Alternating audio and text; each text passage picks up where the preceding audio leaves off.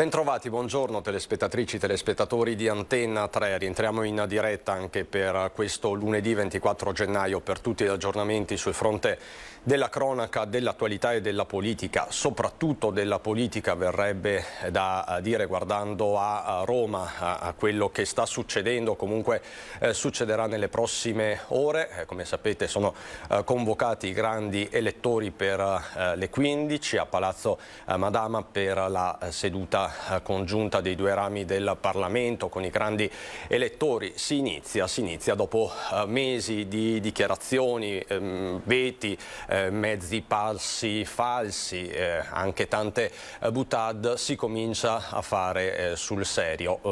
Per tutta questa diretta avremo diversi collegamenti con Roma, con i grandi elettori veneti. Sono un totale di 77, quindi non sono pochi, un vero e proprio esercito, 24 senatori veneti ovviamente, Lega, Forza Italia, UDC, Fratelli d'Italia, Movimento 5 Stelle, PD, Italia Viva, ci sono anche diversi rappresentanti del misto e poi ancora 50 deputati e 3 grandi elettori che sono stati individuati, nominati 2 settimane fa da Palazzo Ferrofini, dal Consiglio regionale del Veneto. Parliamo del presidente della regione Luca Zaia, che si trova a Roma. Ieri ha incontrato gli altri governatori e il leader Salvini, il presidente del Consiglio regionale Roberto Ciambetti e per l'opposizione il Dem Giacomo Possamai. Fra poco ci collegheremo con Possamai, ma anche con Luca De Carlo, che è coordinatore regionale di Fratelli d'Italia ed è senatore della Repubblica. Vediamo un po' che aria tira. Una giornata che è iniziata con diverse prese di posizione. Per esempio Ignazio La Russa ha fatto capire che Fratelli d'Italia voterà con ogni probabilità a scheda bianca questo primo voto. Altrettanto faranno i grandi elettori di Italia Viva. C'è stata poi una riunione, diciamo così, molto operativa tra Roberto Fico e i dirigenti del Parlamento proprio per le modalità di voto. Come sapete ci sarà questo seggio esterno per i grandi elettori positivi al Covid. Sergio Mattarella si trova a Palermo per, diciamo così, un fine settimana di riflessione, mentre è rientrato a Roma questa mattina da Città di Pieve, che è il suo luogo di residenza, Mario Draghi. Anche qui dopo un fine settimana di silenzio e di riflessione, almeno così trapela dalle cronache ufficiali. Ieri sera poi la riunione che si è conclusa a notte fonda del Movimento 5 Stelle con il leader Giuseppe Conte che chiede un nome di alto profilo e dichiara che l'obiettivo del movimento è quello della continuità dell'azione di governo. E poi c'è una dichiarazione, forse riesco a farvela sentire, quella di Antonio Tajani, come sapete coordinatore di Forza Italia. Di fatto è la prima vera presa di posizione di giornata. Non so se abbiamo Tajani, Tony, farei sentire Tajani e poi vedo collegato Luca De Carlo. Partirei da Tajani se c'è.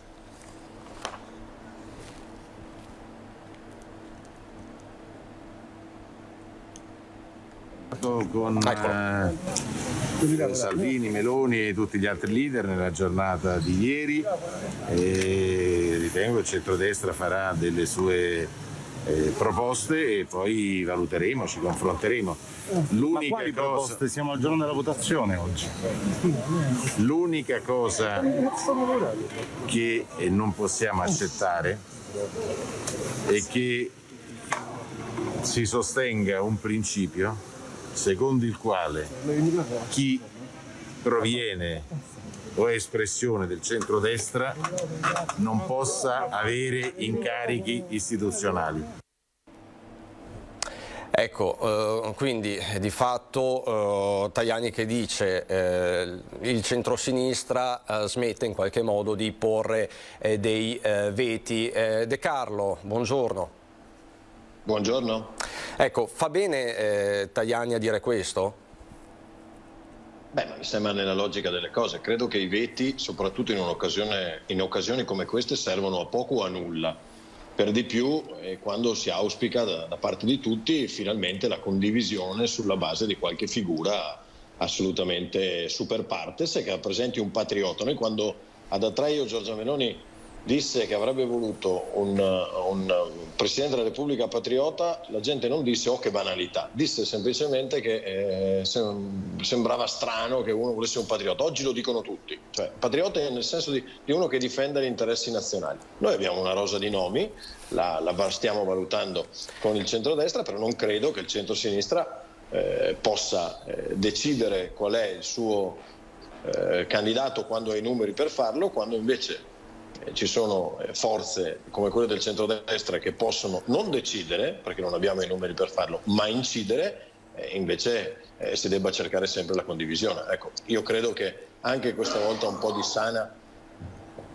di sana mediazione possa portare a risultati migliori che fronteggiarsi muro contro muro. E Draghi, De Carlo, è un patriota quindi?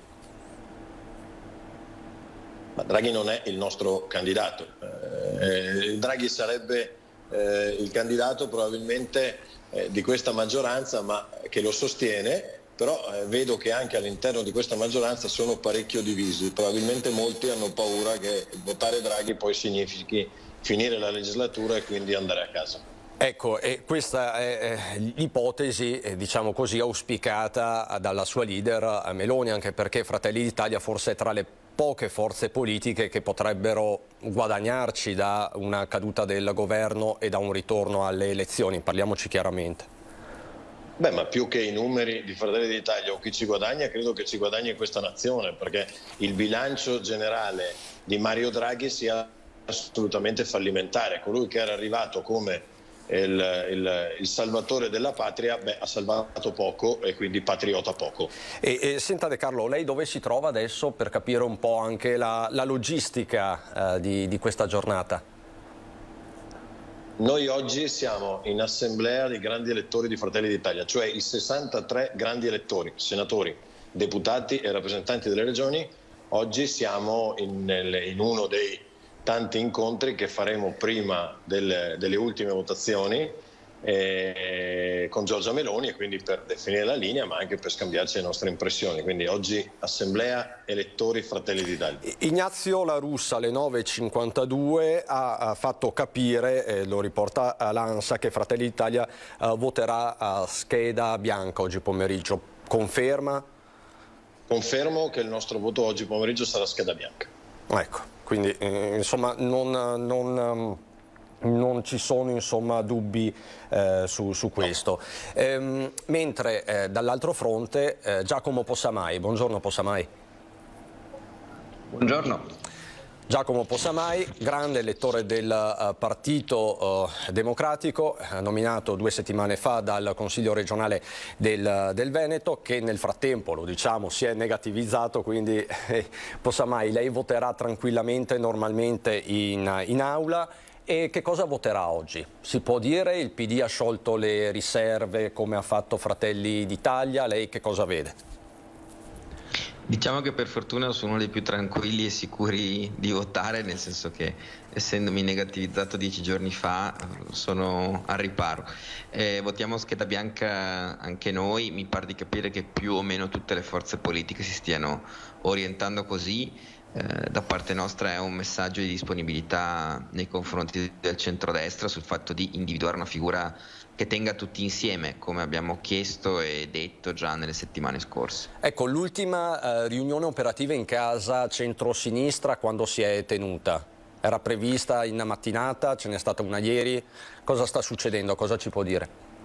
Noi abbiamo fatto ieri alle 5 l'assemblea dei grandi elettori del PD e stamattina, penso in questi minuti, c'è un ulteriore incontro tra Conte, Letta e Speranza per definire definitivamente insomma, la posizione. Probabilmente sarà comunque appunto scheda bianca per tutte le forze politiche. Per il PD direi che scheda bianca è la soluzione assolutamente più probabile. Quindi al momento non c'è nessun tipo di intesa, si troverà Possamai, nel senso che ieri la giornata politica è stata scandita da una dichiarazione abbastanza netta del leader Enrico Letta, che diceva non accettiamo i nomi del centro-destra, e questo dopo il passo di lato, il passo indietro, chiamiamolo come vogliamo, di Berlusconi. C'è una indisponibilità al dialogo o anche questa è tattica? No, mi auguro che la disponibilità al dialogo ci sia, da parte nostra c'è, anche perché è evidente che in questa situazione non c'è una maggioranza di grandi elettori né da una parte né dall'altra, per cui lo dicono i numeri che il dialogo è necessario, oltre al fatto che, al di là dei numeri, in questo momento storico l'idea di eleggere i presidenti a maggioranza sarebbe sbagliato. Abbiamo una situazione del tutto particolare, un governo di intese non larghe ma larghissime. Votare per il Presidente della Repubblica con poco più di 500 grandi elettori su 1008 sarebbe onestamente un bruttissimo messaggio al Paese. Quindi lei spera, insomma, che alla fine si arrivi ad un nome condiviso e largamente anche maggioritario, quindi?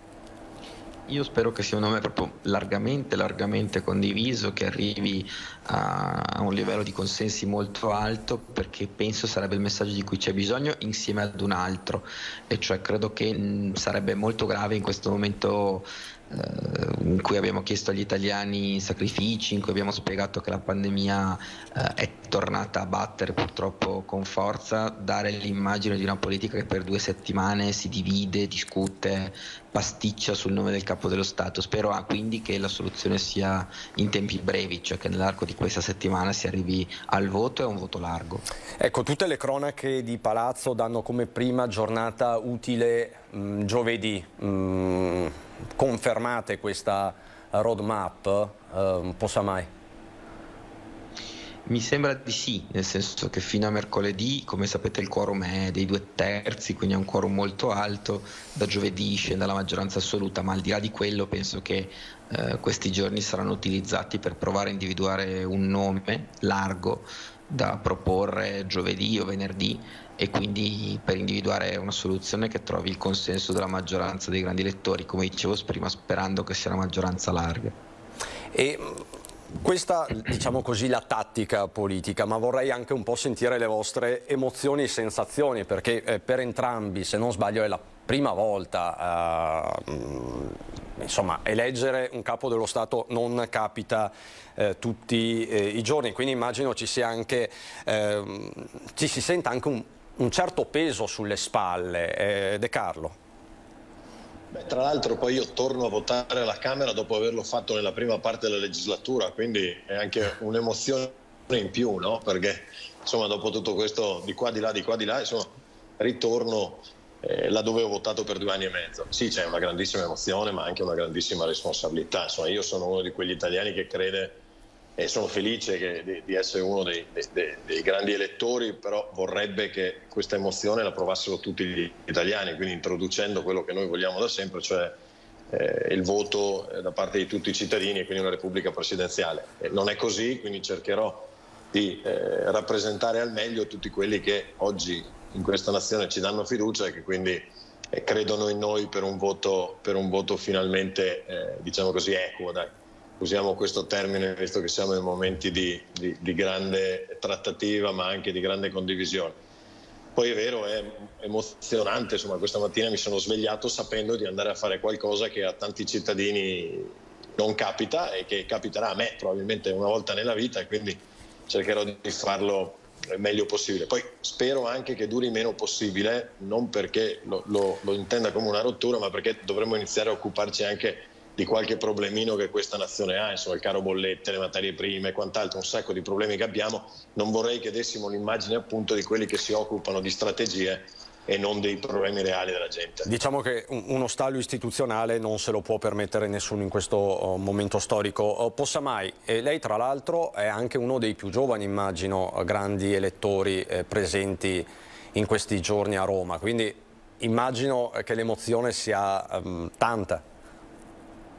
Sì, assolutamente, possiamo dire che è doppia, nel senso che condivido quello che diceva il senatore De Carlo.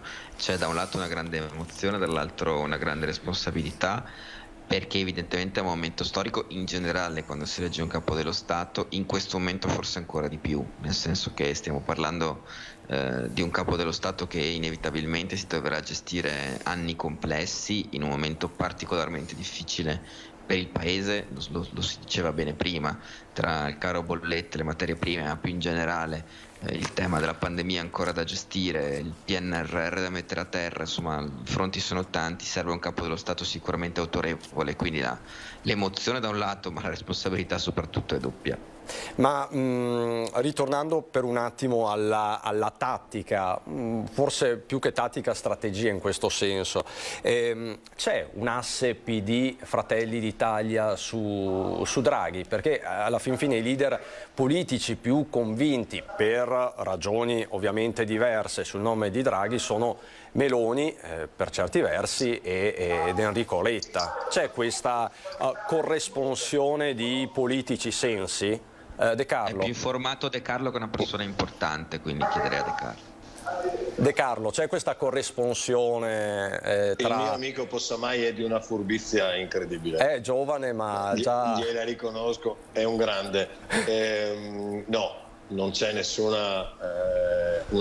asse, anzi per noi non c'è nessun asse, nessuna possibilità di votare Mario Draghi al Colle. Semmai è, ripeto, un grande problema di questa maggioranza che non riesce a spiegare forse a Mario Draghi che dopo averlo illuso di fare il Presidente della Repubblica oggi non sa come sbarazzarsene per voler mantenerlo a Palazzo Chigi per evitare il ricorso alle urne. Però noi non è il nostro candidato, semmai sarà una conseguenza, dovesse essere una conseguenza il ritorno alle urne, ma non di una scelta nostra, sicuramente di una scelta di qualcun altro. Quindi lei vede questa ipotesi, Possamai, di un Draghi sedotto e abbandonato lungo la strada verso il Colle? No, io spero che non sia così, nel senso che per quanto mi riguarda Draghi o al Colle o a Palazzo Chigi è importante che resti, perché è una garanzia di solidità e di credibilità anche verso l'Europa, verso il mondo. Quindi diciamo uno dei temi cruciali di questi giorni è non perdere Draghi o da una parte o dall'altra. Capiamo se il tema diventa il Quirinale o se la questione diventa garantire la prosecuzione del governo. Facciamo una scommessa in chiusura. Quando ci possiamo attendere la votazione del Presidente della Repubblica? La fumata bianca a quando? De Carlo, lei che conosce bene comunque i meccanismi romani e stando anche comunque ad una votazione che andrà comunque a rilento, ragionevolmente? Dipenderà da quante volte voteremo. Adesso sembra che le Capigruppo abbiano deciso che domani si vota ancora alle ore 15 e poi da mercoledì si inizia alle ore 11. Se iniziare alle ore 11 significa magari riuscire a fare 2 voti al giorno, i tempi si comprimerebbero e quindi potremmo già pensare di averlo magari per venerdì o sabato. Questo sarebbe l'auspicio. Però non è escluso che possa andare più lungo del fine settimana, ecco. Quindi una settimana minimo, la vede anche lei questa prospettiva, Possamai? Io spero che ci si possa mettere di meno, cioè che tra giovedì e venerdì si trovi l'intesa e quindi che insomma prima della fine della settimana si abbia un nome. Lo spero, se non altro. Allora, io vi ringrazio per il vostro tempo, immagino siano comunque giornate, ore molto concitate. Ci aggiorniamo nei prossimi giorni e insomma staremo a vedere. Grazie, buon lavoro a Luca De Carlo, che tra l'altro ritroveremo questa sera per un aggiornamento veloce a Ring. Grazie a Giacomo Possamai e buon lavoro. Grazie a voi, buona giornata. Avremo altri collegamenti nel corso della giornata con i grandi elettori veneti a Roma, che vi ricordo essere 77, ma adesso appunto c'è la cronaca, ci sono anche altre prese di posizione importanti, soprattutto una che è arrivata ieri dal teatro La Fenice di Venezia, un vero e proprio monito arrivato dal capo della comunità ebraica veneziana Calimani, no vax, non toccate l'olocausto. Ilaria Marchiori, buongiorno.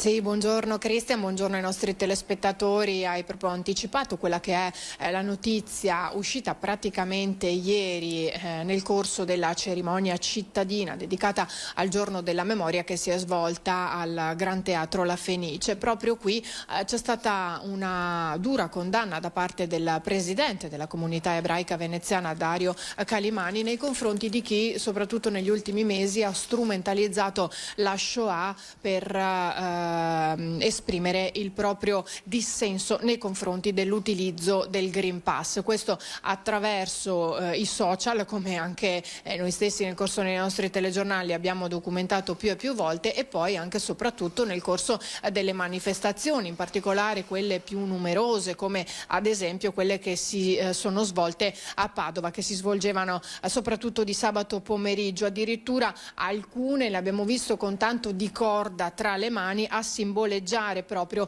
il filo spinato, e allora c'è stata questa presa di posizione, questa dura condanna da parte di Calimani nei confronti di queste persone, in un contesto in cui l'errore della Shoah tende a confondersi con la politica, con le contestazioni territoriali e la fuga dei migranti dalla fame alla civiltà. È inevitabile, ha detto Calimani, che si giunga al limite di banalizzarla con analogie improprie, fino allo scandaloso confronto con il Green Pass, e nessuno se ne scandalizza troppo, ha continuato il presidente della comunità ebraica veneziana, come se si trattasse di un'innocua battuta, come se la Shoah fosse stata solo una catastrofe per il popolo ebraico e non uno scempio per lo spirito umanitario della civiltà occidentale. Sto proprio riportando parte di queste dichiarazioni rilasciate da Dario Calimani ieri, appunto nel corso di questa celebrazione cittadina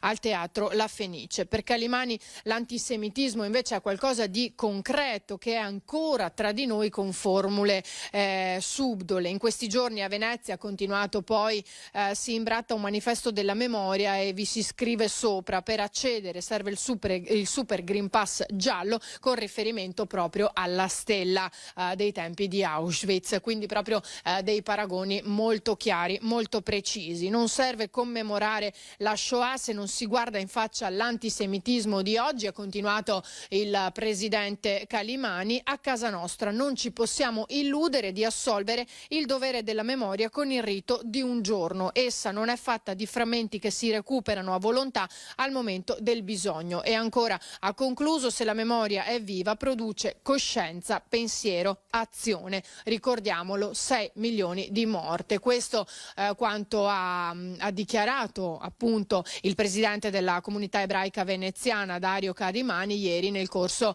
della celebrazione cittadina al Gran Teatro La Fenice per il giorno della memoria. È stato un intervento molto importante da parte sua, anche perché in questi mesi si è parlato tanto di questi paragoni che venivano fatti da parte di chi è contrario all'utilizzo del Green Pass, da chi anche è contrario alla somministrazione dei vaccini, e per cui è stato doveroso da parte della comunità ebraica anche una condanna. È stata doverosa una condanna in tal senso, e anche un porre l'attenzione, perché fino ad ora non era ancora successo che lo facessero pubblicamente. Allora questa è stata l'occasione giusta per poterlo fare. Ecco, la giornata è calda oggi a Venezia, abbiamo tanta carne al fuoco, e quindi nel corso del nostro telegiornale ci saranno ancora dettagli su quella che è stata la cerimonia al Gran Teatro La Fenice per il giorno della memoria e tante altre novità. Dunque i nostri telespettatori li aspettiamo questa sera nel TG di Venezia. Se non ci sono altre domande, Cristian, io restituisco la linea allo studio. Allora, ti ringrazio Ilaria, sicuramente parleremo questa sera anche della tragedia che si è registrata ieri a Noventa Padovana, dove è stata investita Patrizia Collinassi, ex vice sindaco di Fesso d'Artico. La tragedia si è verificata ieri pomeriggio attorno alle 16:15 e ovviamente è lutto nella cittadina veneziana. Grazie Ilaria Marchiori con Paola Barbato da Venezia. Cristian, proprio... Dimmi Ilaria. In tal senso volevo anche anticiparti, in tal senso avremo anche le dichiarazioni dell'attuale sindaco di Fiesso, Andrea Cominato, che anche se ovviamente non la conosceva di persona, è doverosa appunto anche una dichiarazione da parte del sindaco dopo questa tragedia. Quindi anche questo fatto di cronaca sarà ovviamente nel nostro telegiornale di questa sera. Tra l'altro ennesima tragedia sulle strade, è stato un weekend davvero drammatico. Fortunatamente in tanti casi non si sono registrate vittime, ma solo per un caso fortuito. Torniamo a collegarci solo per 30 secondi con Luca De Carlo, senatore di Fratelli d'Italia, perché è uscita un'agenzia, è il titolo principale anche del Corriere della Sera online. Giorgia Meloni che propone Carlo Nordio, il magistrato trevigiano Carlo Nordio, quindi è abbastanza clamorosa. De Carlo, le chiedo un commento a questo punto. È uscita 2 minuti fa. Non è sicuramente clamoroso il fatto che Carlo Nordio possa essere una persona che ha l'identikit perfetto per svolgere quel ruolo. Ecco, è una delle persone a cui è stato allargato il campo, persone non politiche alla quale noi abbiamo allargato il campo, e a me da Veneto fa enormemente piacere che ci sia una figura così importante, ma anche dei nostri territori, che possa essere uno tra i papabili di rappresentare questa nazione. Sono felice che la proposta venga tra l'altro Gliel'ha suggerita o per caso da parlamentare veneto? E si è frizzato, l'hanno frizzato. Beh, comunque abbiamo capito, se ne parlerà parecchio, soprattutto in Veneto, di questa presa di posizione di della Meloni. Ecco, De Carlo, la rivedo, adesso mi sente? Stava dicendo? Niente, non ce la facciamo. La ringrazio De Carlo, noi ci sentiamo questa sera a Ring in prima serata e vediamo se questa proposta di Meloni farà breccia. E noi adesso andiamo in pubblicità. A fra poco.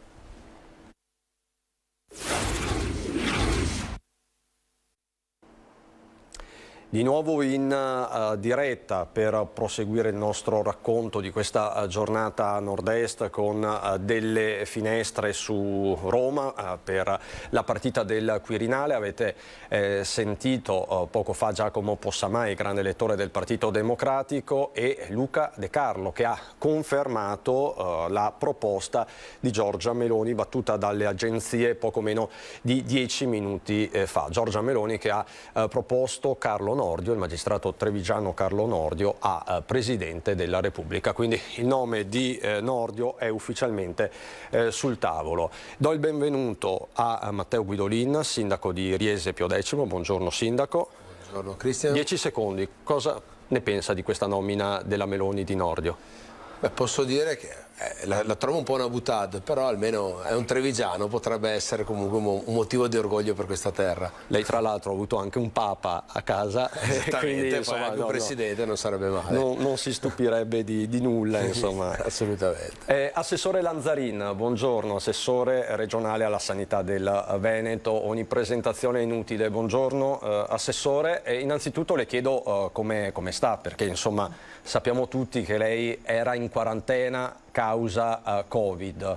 Posso chiederle? Certo, buongiorno. Allora, sto bene, nel senso che ho avuto solo i primi 2 giorni un po' di tosse. Questi sono i sintomi, insomma, che mi hanno accompagnato per i primi 2 giorni. Non ho mai avuto febbre, quindi dai sintomi, insomma, sicuramente ho incontrato la Omicron, non c'è dubbio su questo, visto che è anche la variante prevalente in questo momento.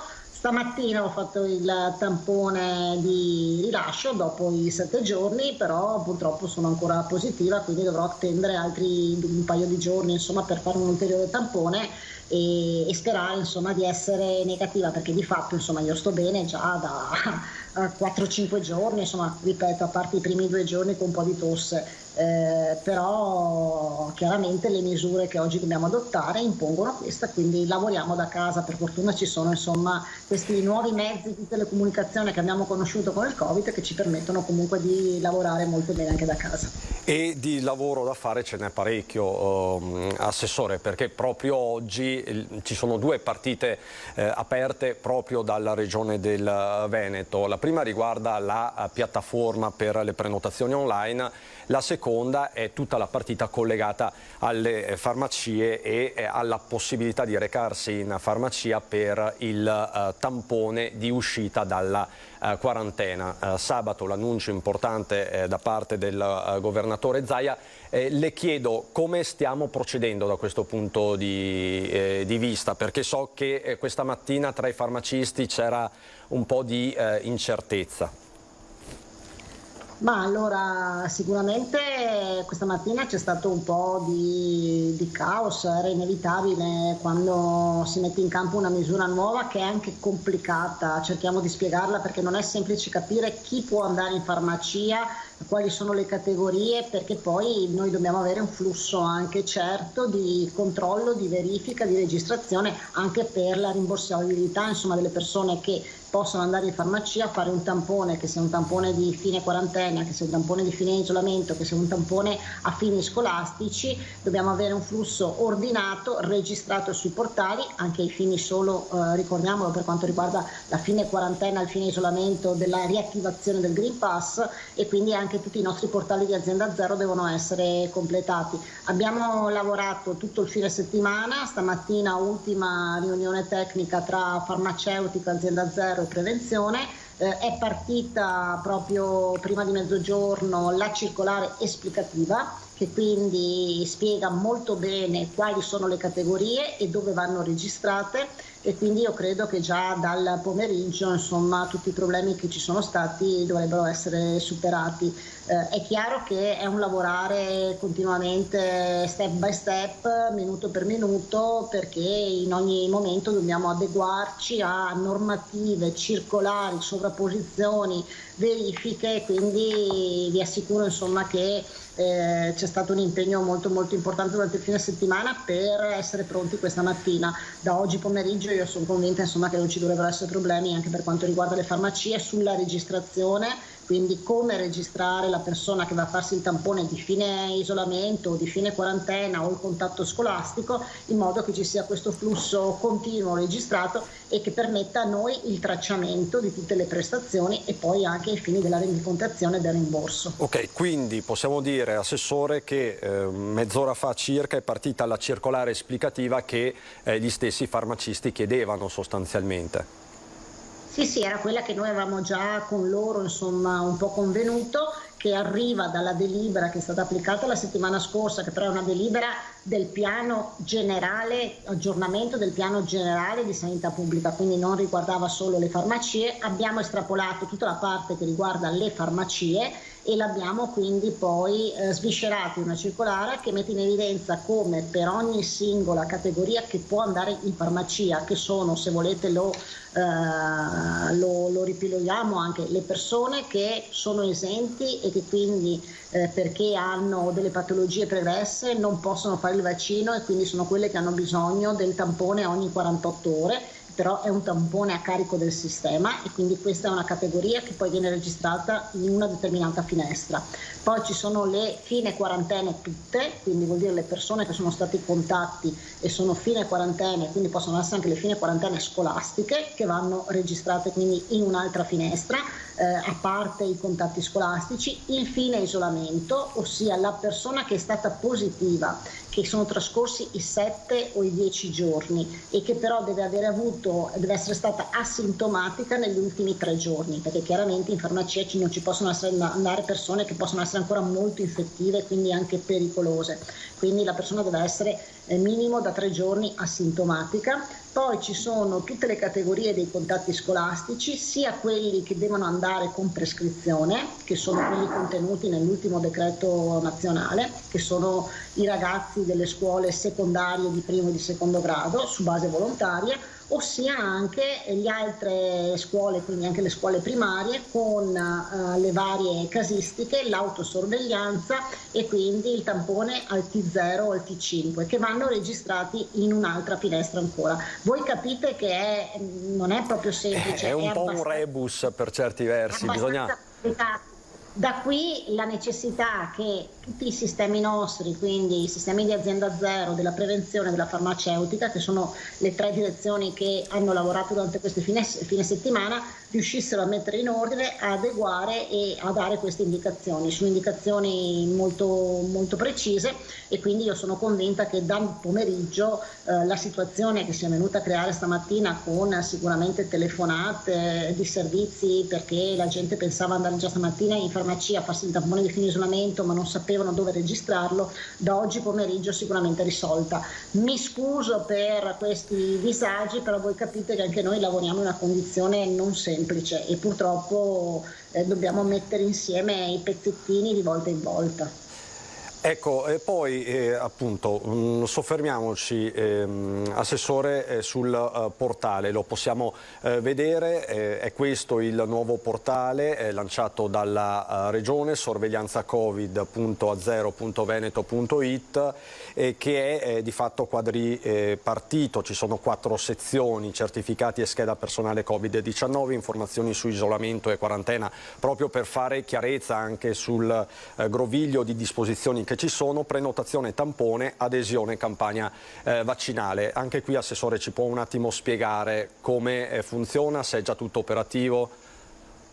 Ma il portale è operativo, da quello che so io, insomma, era operativo, entrava in funzione da oggi, è uno strumento in più che mettiamo a disposizione dei cittadini, che possono avere tutte le informazioni necessarie, possono entrare quindi anche con un tampone, quando hanno un tampone positivo, prenotare il tampone di fine quarantena o di fine isolamento. Possono quindi avere tutte le informazioni utili e quindi insomma è uno strumento in più che va ad aiutare gli strumenti che già noi oggi conosciamo. Ecco, Assessore, le chiedo se ha 2 minuti, perché vedo che Lucio Zanato, il nostro Lucio Zanato, chiedo alla regia se per caso è pronto, è davanti a una farmacia. Lucio, se non sbaglio sei a Zenson di Piave, mi pare sia Zenson, dico bene? Sì, buongiorno Cristian, buongiorno ai telespettatori di Antena 3, sono a Zenson di Piave, sono davanti alla farmacia del dottor Conte, che è vicepresidente dell'associazione del sindacato Farmacie Unite, 590 piccole farmacie, piccole e grandi farmacie, e siamo venuti qui per capire un po' la situazione sul campo. Oggi com'è andata? Dovevano esserci i tamponi dalla regione, com'è andata? È stata una giornata veramente pesante, pesantissima, il telefono non ha mai finito di squillare. Abbiamo dovuto interrompere a un certo punto la comunicazione telefonica perché ne era impossibile lavorare. Questa notizia ha sconvolto veramente l'attività della farmacia, rendendo anche difficile la dispensazione dei farmaci per la normale fornitura all'utenza, alla popolazione. Sicuramente le notizie vanno date, però bisogna organizzare, concertare con gli attori nel campo l'operatività. Ecco, noi abbiamo in collegamento dall'altra parte l'assessore regionale Emanuela Lanzarin. Cosa vuole dire l'assessore? Innanzitutto saluto l'assessore e mi complimento per l'attenzione che la regione ha nei confronti delle farmacie. Le farmacie sono sul campo, pronte a lavorare, a collaborare. Ecco, però ogni tanto chiedere l'opinione di com'è la situazione sul campo, di quello che si fa, andrebbe fatto prima di comunicare le cose. Ecco, diamo subito... alle 11 soltanto c'è stato un aggiornamento della... Ecco, un attimo, che finiamo poi ti do la linea. è stato un aggiornamento in piattaforma, però ancora l'operatività esatta, la comunicazione ufficiale sul modus operandi dell'attività non è ancora giunta alle farmacie. Allora adesso a te, Cristian. Ecco, sentiamo subito l'assessore. L'assessore ci ha dato delle rassicurazioni prima, a maggior ragione sicuramente ce le darà adesso. Quindi cosa possiamo dire a questo farmacista, assessore Lanzarin? Intanto che ringrazio sicuramente le farmacie, le 1400 farmacie che ci sono in Veneto, sono circa 1000 le farmacie che oggi fanno tamponi in Veneto, quindi la gran maggior parte, e ricordiamolo che loro ci hanno aiutato in maniera molto molto importante, perché sono arrivati a fare 60.000, 65.000 tamponi al giorno, quindi la metà di quelli che facciamo. È chiaro che con questa azione, quindi con il fine isolamento, sarà nuovamente qualcosa in più per permettere alle persone, insomma, di riuscire ad essere, tra virgolette, liberate prima, perché sappiamo il problema dell'intasamento nei nostri centri tampone. Io ripeto quello che ho detto prima, sicuramente ci sono stati dei disservizi, ne siamo consapevoli, però vi assicuro che abbiamo lavorato in contemporanea, e sabato e domenica tutte le direzioni, per adeguare tutte le cose che erano da adeguare. Le farmacie di fatto erano pronte, io avevo sempre avuto il contatto con Farmacie Riunite, anche con Federfarma, erano pronte per intervenire, quindi per loro non era sicuramente un problema di entrare in campo. È chiaro che invece l'adeguamento dei sistemi informatici, quindi il portale, il poter scaricare nel portale, il poter poi essere inseriti nel portale, iscrivere nella categoria corretta, diventava fondamentale, quindi c'è stato il tempo tecnico per adeguare questi strumenti. Ma ripeto, oggi insomma mezz'ora fa, insomma, più o meno sono partite le note esplicative, quindi io credo che dal pomeriggio ci sarà massima diffusione tra tutti gli associati, e quindi tutti i disservizi di questa mattina, insomma, quindi sono destinati in qualche modo a rientrare. Benissimo, quindi abbiamo risolto anche questo nodo, e ovviamente lo monitoreremo per tutto il pomeriggio. Il tema però è alla base, chiedo sia all'assessore che al nostro ospite farmacista che al sindaco. Il problema sta alla base e riguarda delle regole, quelle sulle quarantene, che probabilmente a questo punto vanno cambiate a livello centrale. E tra l'altro questa è la domanda che vi stiamo facendo oggi, che vi porremo oggi, il cui esito ve lo daremo questa sera nel corso di Ring. Caos quarantene, le regole vanno cambiate, le regole che ben conosciamo e che stanno diventando veramente un groviglio e che stanno tenendo in casa tante persone, magari anche asintomatiche. Sì, 0422 1626 691, no, non vanno cambiate, 0422 1626 690. Assessore Lanzarin, più volte anche il governatore Zaia la scorsa settimana ha chiesto di cambiare le regole del gioco, cioè anche il supporto, diciamo così, scientifico, tecnico del Dipartimento di Prevenzione. Abbiamo sentito tutti le parole della dirigente Russo. Lei come la vede?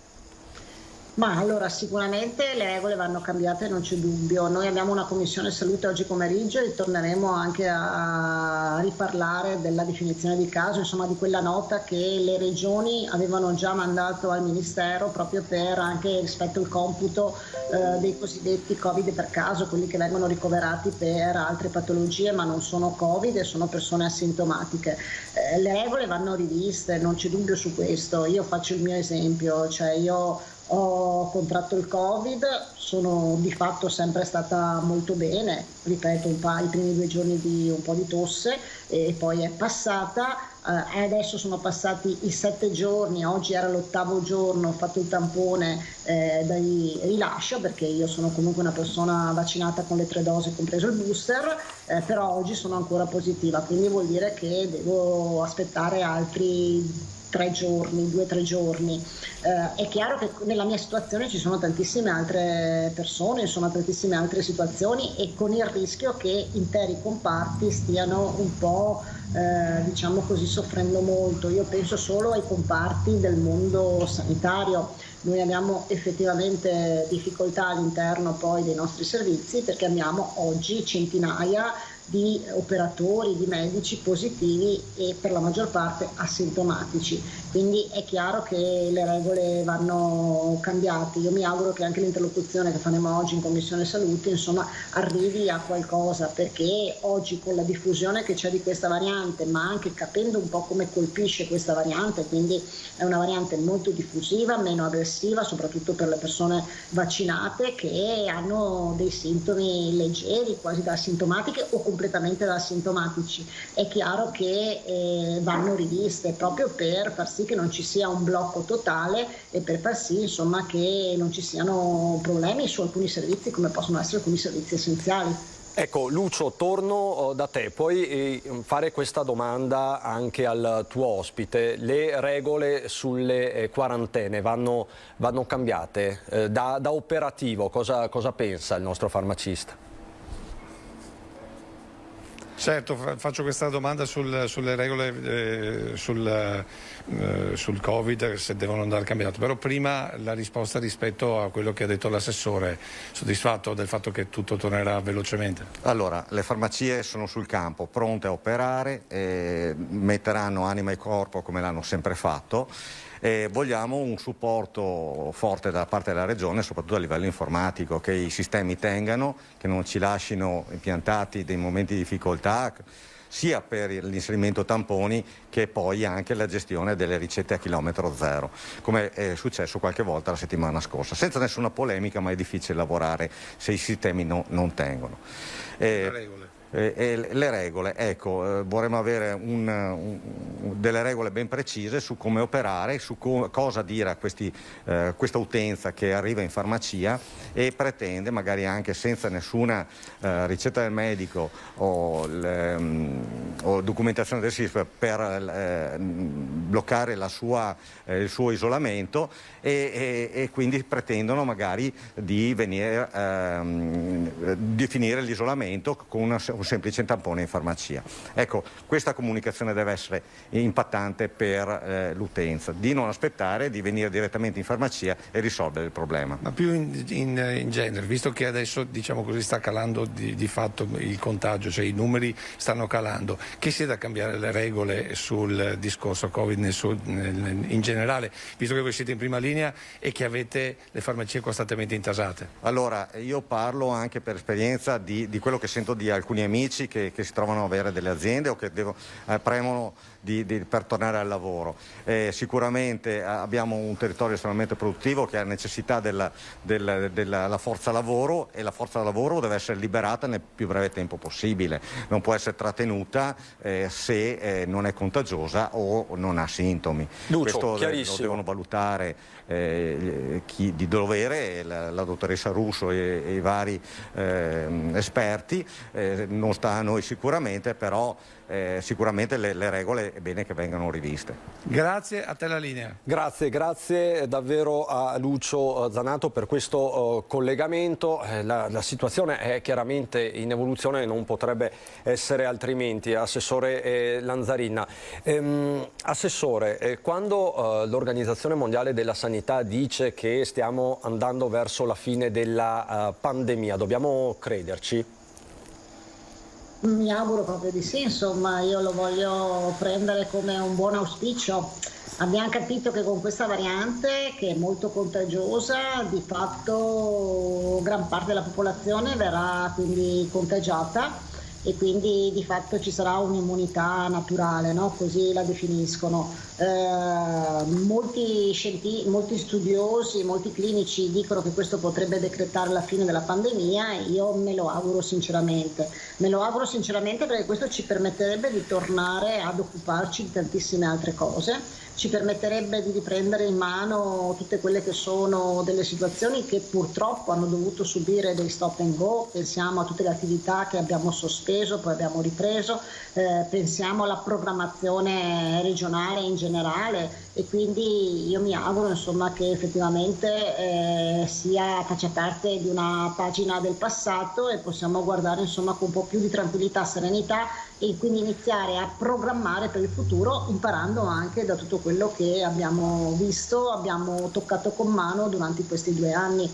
Io veramente mi auguro che l'OMS insomma da questo punto di vista ci abbia visto bene, lungo, non ho dubbi su questo e che finalmente insomma a breve potremo anche decretare la fine di questo bruttissimo momento insomma che ci ha molto messo a dura prova, ha messo a dura prova il sistema sanitario sicuramente, mettendo in luce punti di forza, punti di debolezza, punti su cui dovremmo andare ad investire, dovremmo ripensare, ma soprattutto io credo ha messo a dura prova tutti noi, insomma pensiamo solo alle questioni legate al mondo giovanile, dei giovani, il disagio sociale, psicologico di alcune fasce di popolazione, pensiamo ai nostri anziani, quindi è bene insomma che se effettivamente sarà decretata la parola fine sia la parola fine. Poi è chiaro che dovremmo cercare per il futuro, e questo è già all'interno del piano prevenzione nuovo del Panflu su cui stiamo lavorando per in caso di ulteriori emergenze, ulteriori quindi situazioni pandemiche, dovremmo per il futuro però avere un occhio di riguardo diverso, perché abbiamo capito che con la globalizzazione infezioni di vario tipo potrebbero essere sempre dietro l'angolo.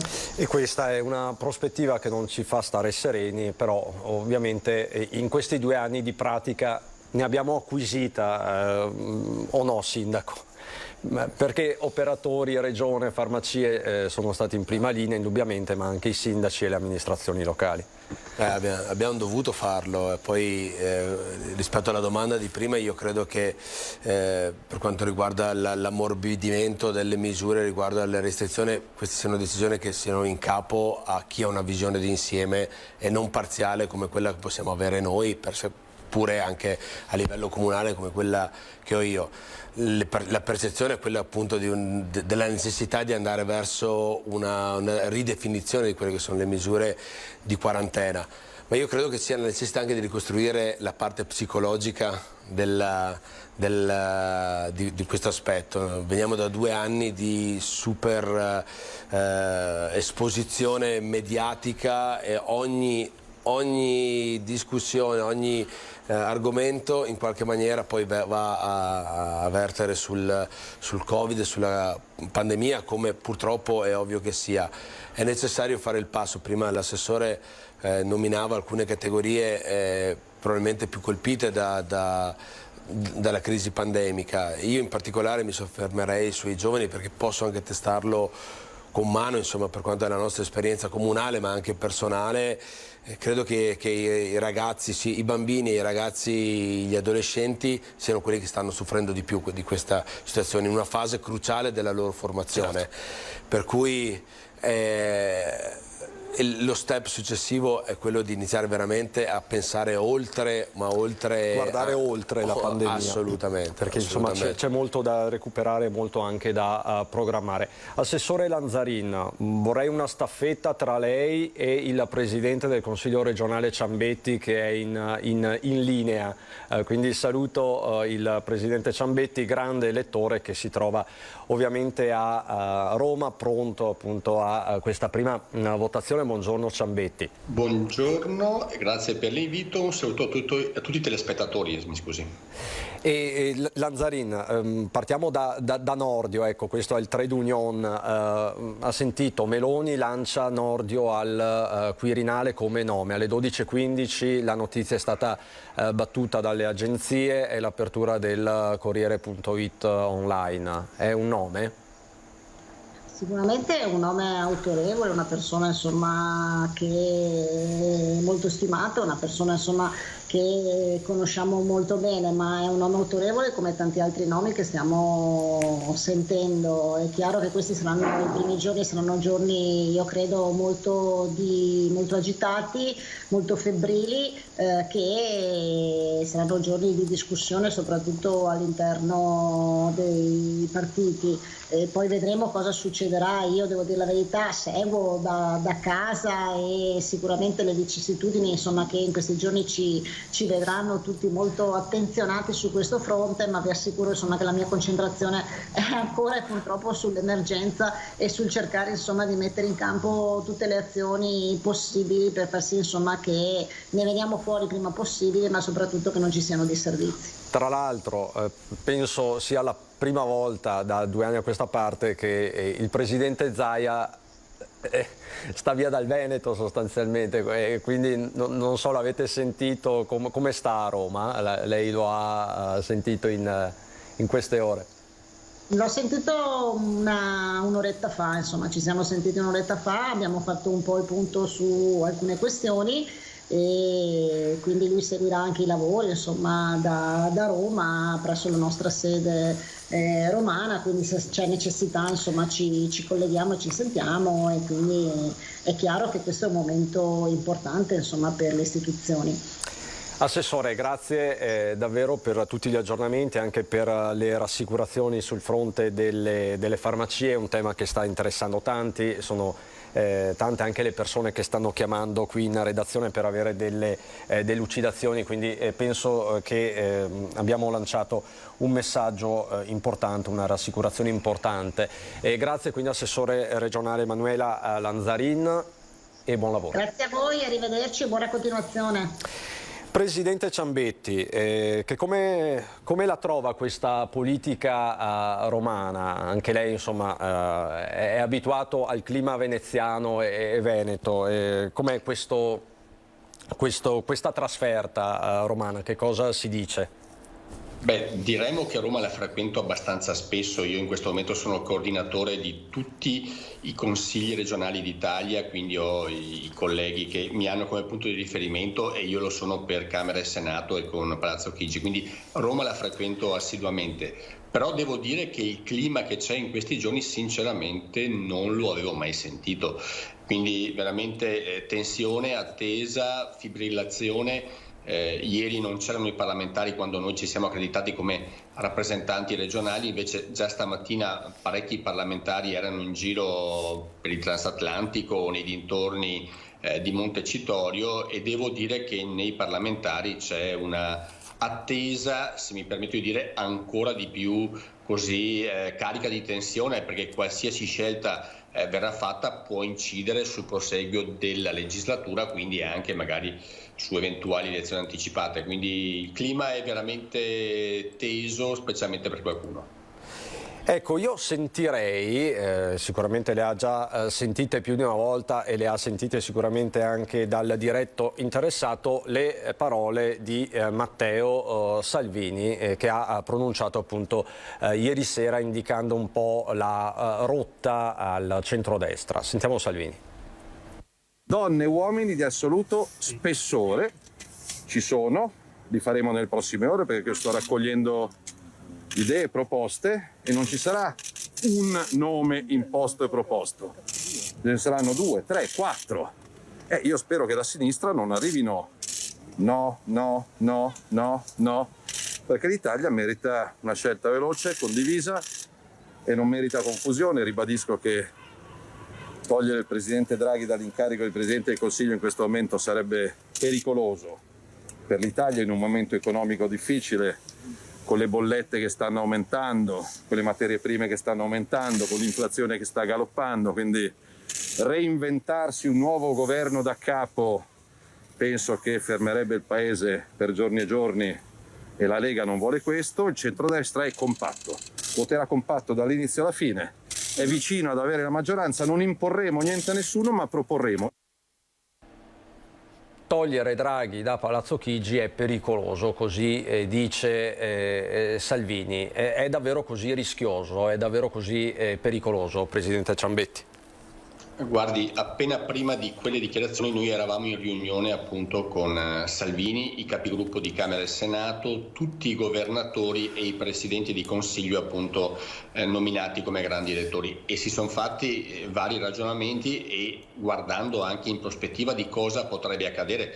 Effettivamente quello che appare è che se non c'è Draghi a Palazzo Chigi in questo momento veramente si rischierebbe uno stop dell'attività di governo importante, con una serie di passaggi e scadenze che invece devono vedere l'Italia ottemperare a richieste fatte da Bruxelles per aver ricevuto il Recovery Fund, una serie di cose, lo elencava Salvini adesso, situazione delle materie prime, molti passaggi anche della pandemia che ci auguriamo tutti vada verso la fine, ma che hanno bisogno anche di semplificazioni. Molte delle norme che prima citavate con l'assessore Lanzarin stanno creando un po' di confusione nei cittadini, nelle imprese, nei commercianti, quindi c'è qualcosa da fare e avere uno stop dell'attività di governo in questo momento forse non è proprio la cosa più indicata per il bene del Paese.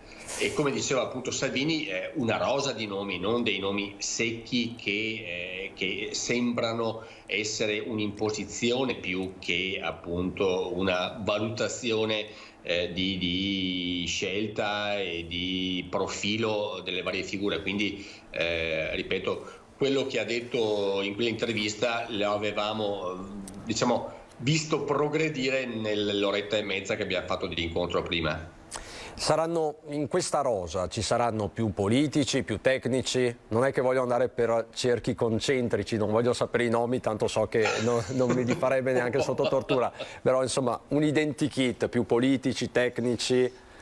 Diciamo che ci sono politici o figure che hanno avuto una storia politica alle spalle di spessore, che possono trovare anche convergenze da sinistra e ci sono appunto comunque nomi soprattutto di politici. Qual è il problema grosso che appunto discutevamo ieri sera? Noi come Lega abbiamo 212 grandi elettori e su questo c'è la sicurezza che si muovono tutti compatti. In altre realtà non è sempre così, abbiamo visto discussioni interne ad altri partiti molto molto importanti.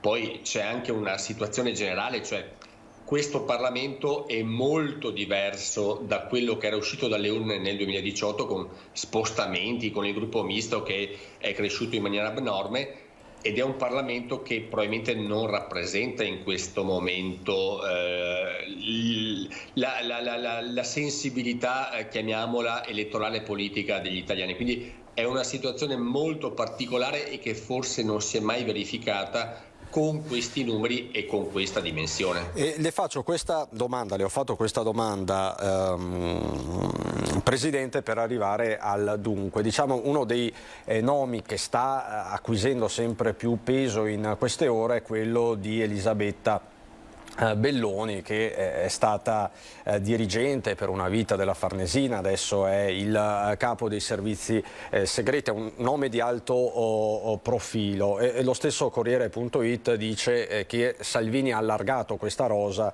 a Belloni e che ci stia pensando seriamente. È un nome, quello di Belloni?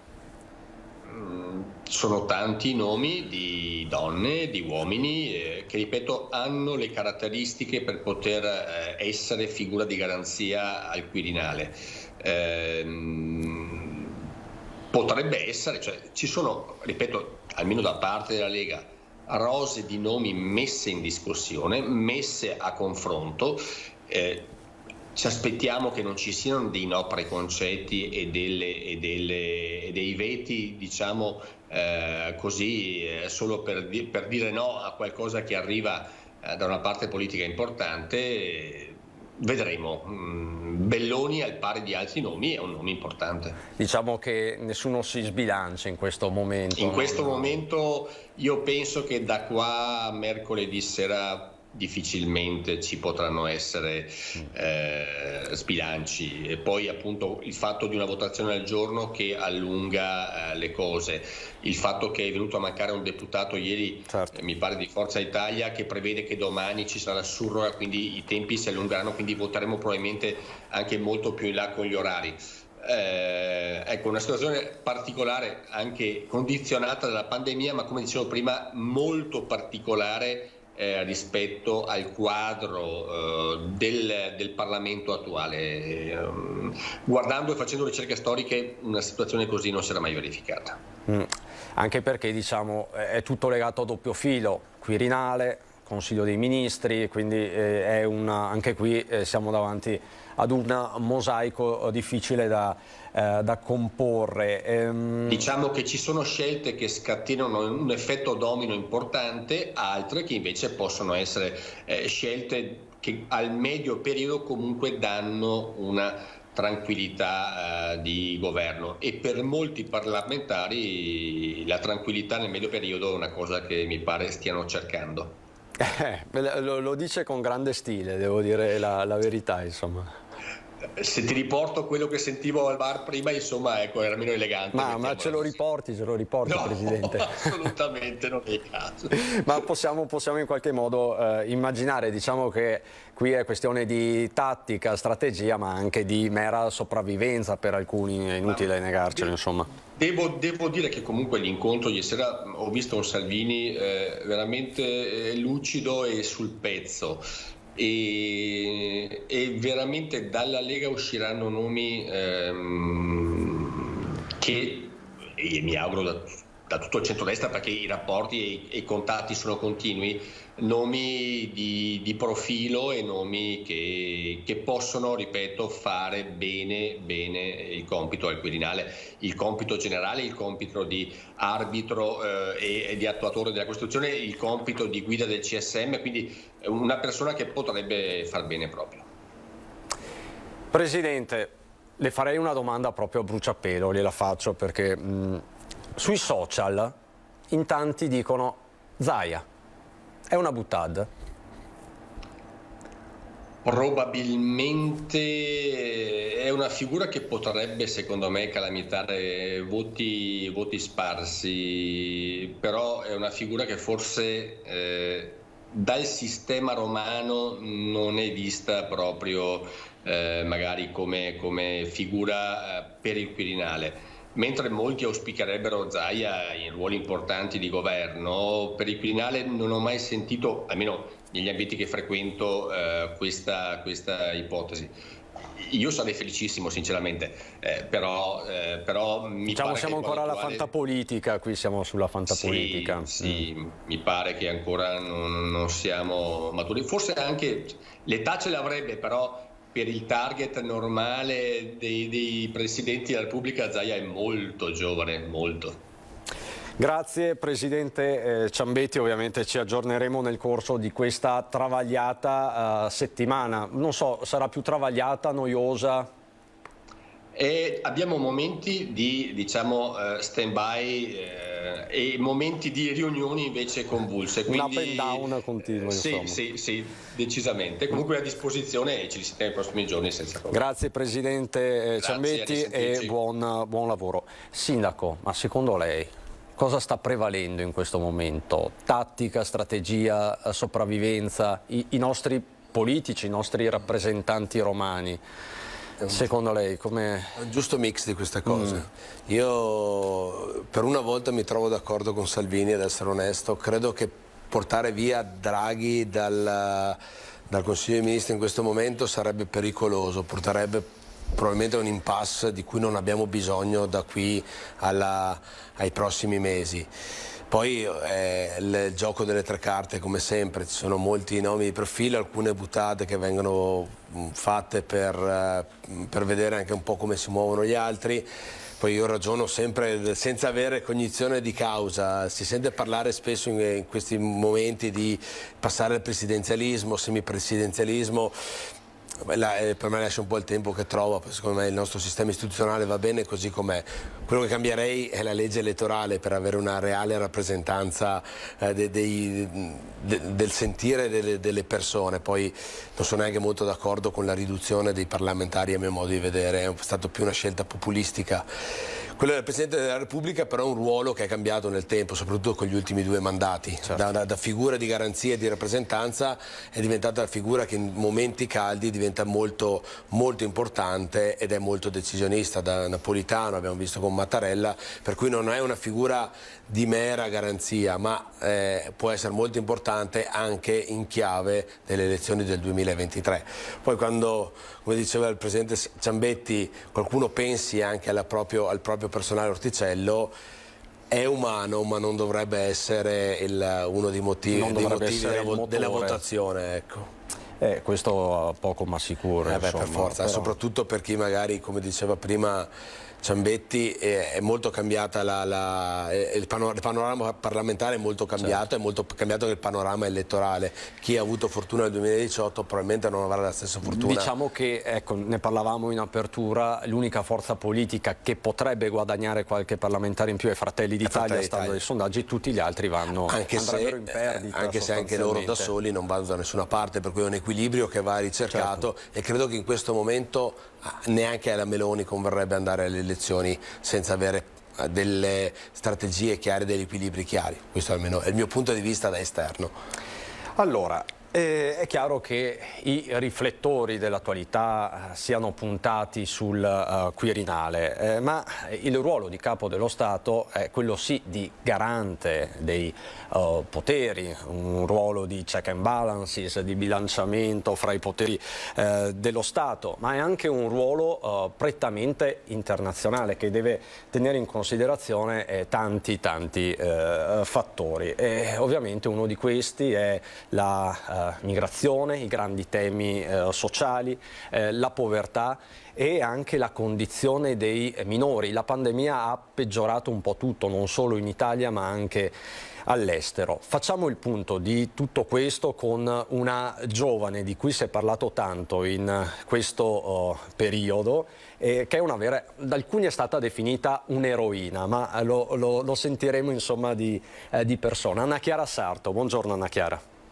Buongiorno Cristian, buongiorno ai telespettatori e alle telespettatrici, grazie di cuore per avermi invitata oggi. Grazie a lei, a te se mi posso permettere, per aver accettato questo invito, perché tu sei alla guida di un'importante realtà, una onlus trevigiana fatta per lo più di giovani, Protection for Kids. Cominciamo proprio dalla base. Di che cosa si occupa questa onlus e com'è nata? Allora, Protection for Kids ce lo dice un po' il nome, che tradotto significa protezione per i minori. Protection for Kids è un'organizzazione non governativa che nasce per contrastare la tratta di minori e la annessa pedopornografia.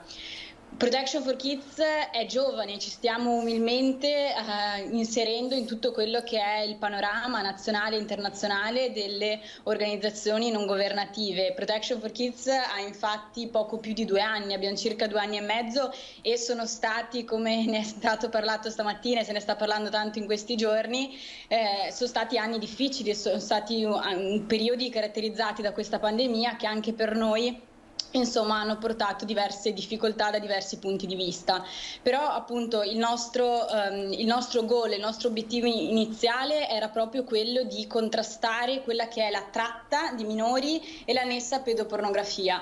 Poi diciamo che attraverso diversi episodi che sono successi abbiamo ricevuto diverse richieste da parte di persone, soprattutto di genitori preoccupati per i propri figli, e quindi ci siamo anche inseriti in tutte le scuole, in tante scuole a livello nazionale, con il nostro programma di educazione e di sensibilizzazione dei nostri giovani per quello che sono gli utilizzi dei social network, perché possono sembrare due tematiche scollegate, ma l'utilizzo dei social network è estremamente connesso con quella che è la tratta di minori e anche la pedopornografia.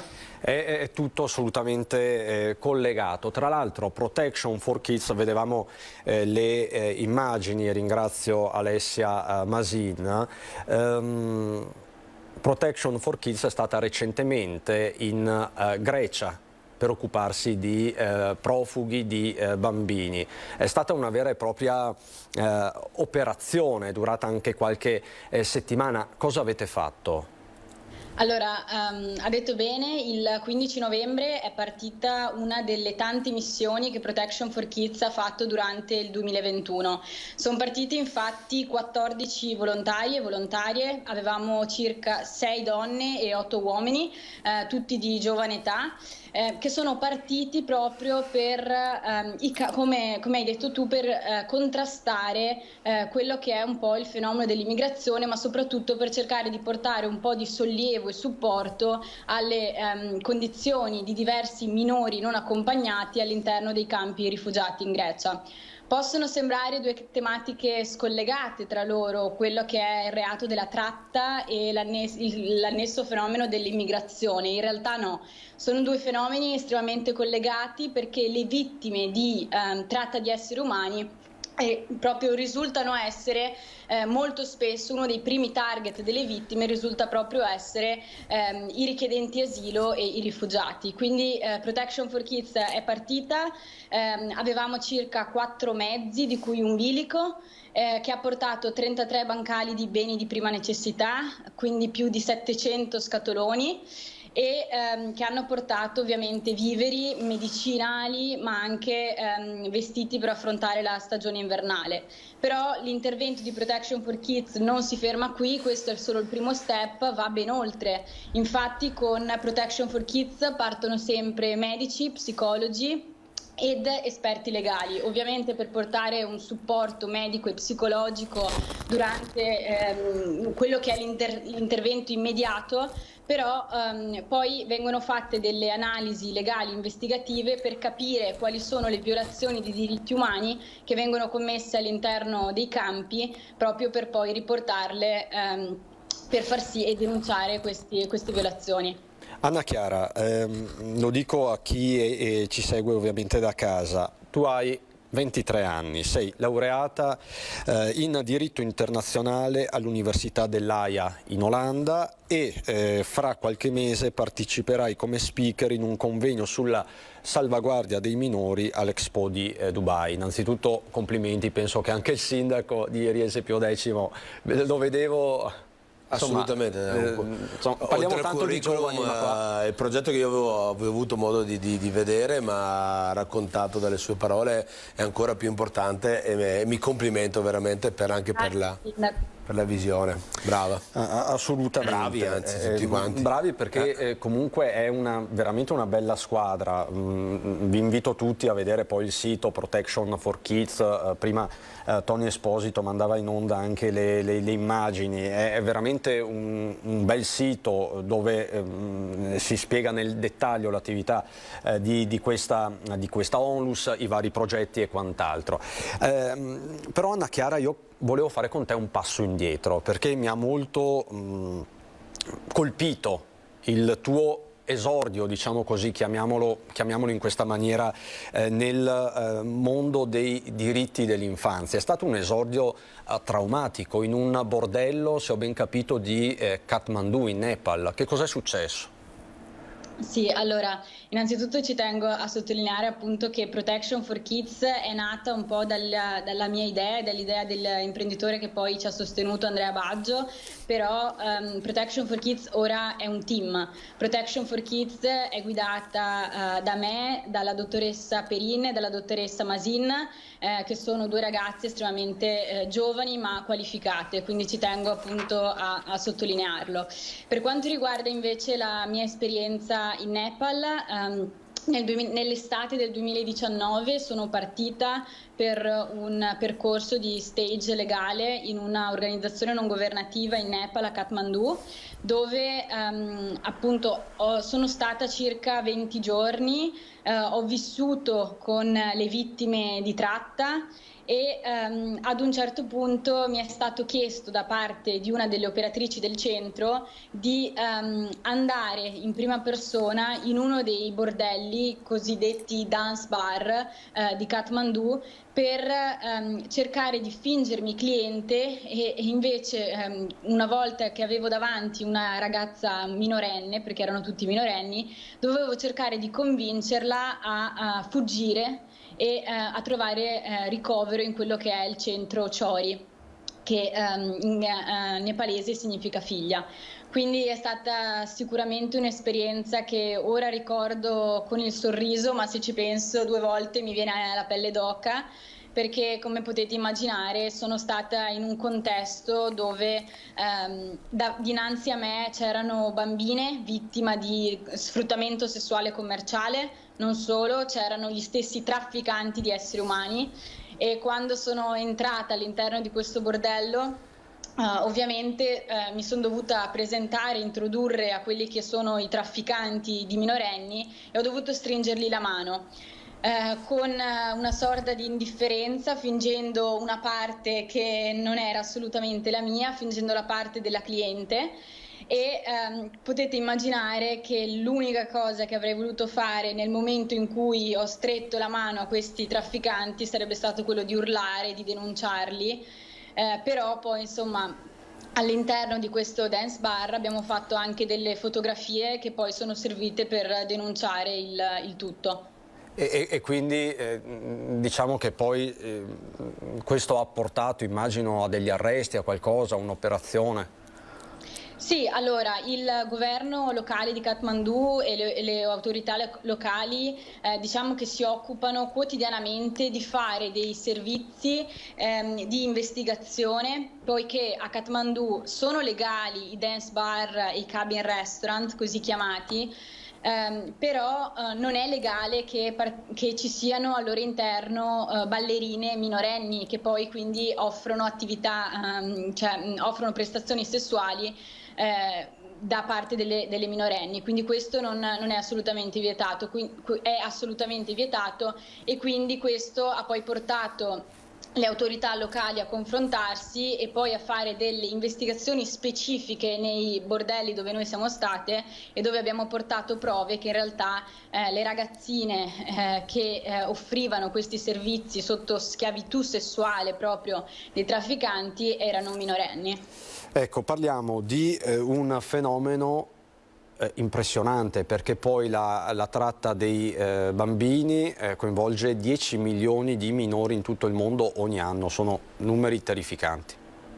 Sì, sono numeri terrificanti, le vittime di tratta sono circa 60 milioni ogni anno, le vittime registrate, quindi possiamo poi immaginare che quando si tratta di crimini internazionali le vittime siano molte di più, e stiamo parlando di un reato di genere. Un reato di genere poiché il 72% delle vittime risultano essere appunto donne o bambine, quindi di sesso femminile, e il 20% di questo numero risultano essere coinvolgere quelli che sono i minorenni. Quindi stiamo parlando di un fenomeno, di un crimine internazionale molto spesso tabù, di cui si parla troppo poco, che però esiste, c'è, è presente anche in Veneto, è presente in Italia come in tutti gli stati, e dobbiamo cercare il più possibile soprattutto di fare formazione, quindi informazione nelle scuole per sensibilizzare i giovani e le giovani riguardo questa tematica. Ecco, in Veneto e nei nostri territori immagino che questo fenomeno sia, tra virgolette, nascosto nel web, come dicevi prima. Allora, diciamo che il fenomeno della tratta di esseri umani è un fenomeno che mi piace definire come un fenomeno che è gestito da delle persone, i cosiddetti carnefici, che sono persone estremamente malefiche, ma soprattutto persone estremamente al passo con le dinamiche del nostro tempo. Quindi i trafficanti di esseri umani sanno che i giovani, le giovani occidentali e non, hanno almeno un profilo social, e quindi questo comporta proprio al fatto che questo crimine si sia proprio spostato, sia traslato in quello che è il mondo del web, non solo per quello che è l'addescamento, ma come hai fatto riferimento tu, probabilmente questo crimine è un crimine che viene gestito e amministrato in quello che è il deep e il dark web, che sono espressioni inglesi per definire quello che è il web oscuro, il web profondo, che è noi quando facciamo una ricerca in Google, in YouTube, conosciamo il web di superficie, che risulta essere più o meno il 4% del web totale.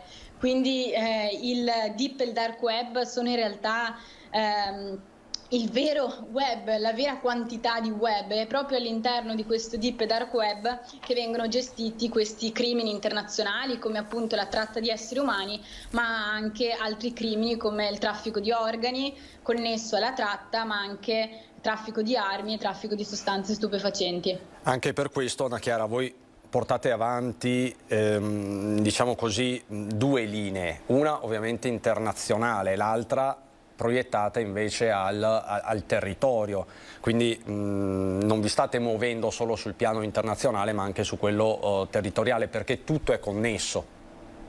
Certo, assolutamente, e va sottolineato perché molto spesso organizzazioni non governative locali che hanno progetti internazionali vengono condannate per non agire in loco. In realtà noi siamo partiti proprio dall'Italia, dal Veneto, andando a fare formazione nelle scuole a livello nazionale. Poi ovviamente, come hai detto tu, abbiamo iniziato anche a sostenere progetti internazionali dove magari ci sono luoghi che vengono più colpiti da questi crimini, però in Veneto, in Italia, noi ci occupiamo non solo di fare sensibilizzazione nelle scuole, ma anche proprio di fare una sorta di analisi legal investigativa che ci vede occupati nel proprio trovare situazioni che riguardano vittime, bambini italiani vittime di pedopornografia.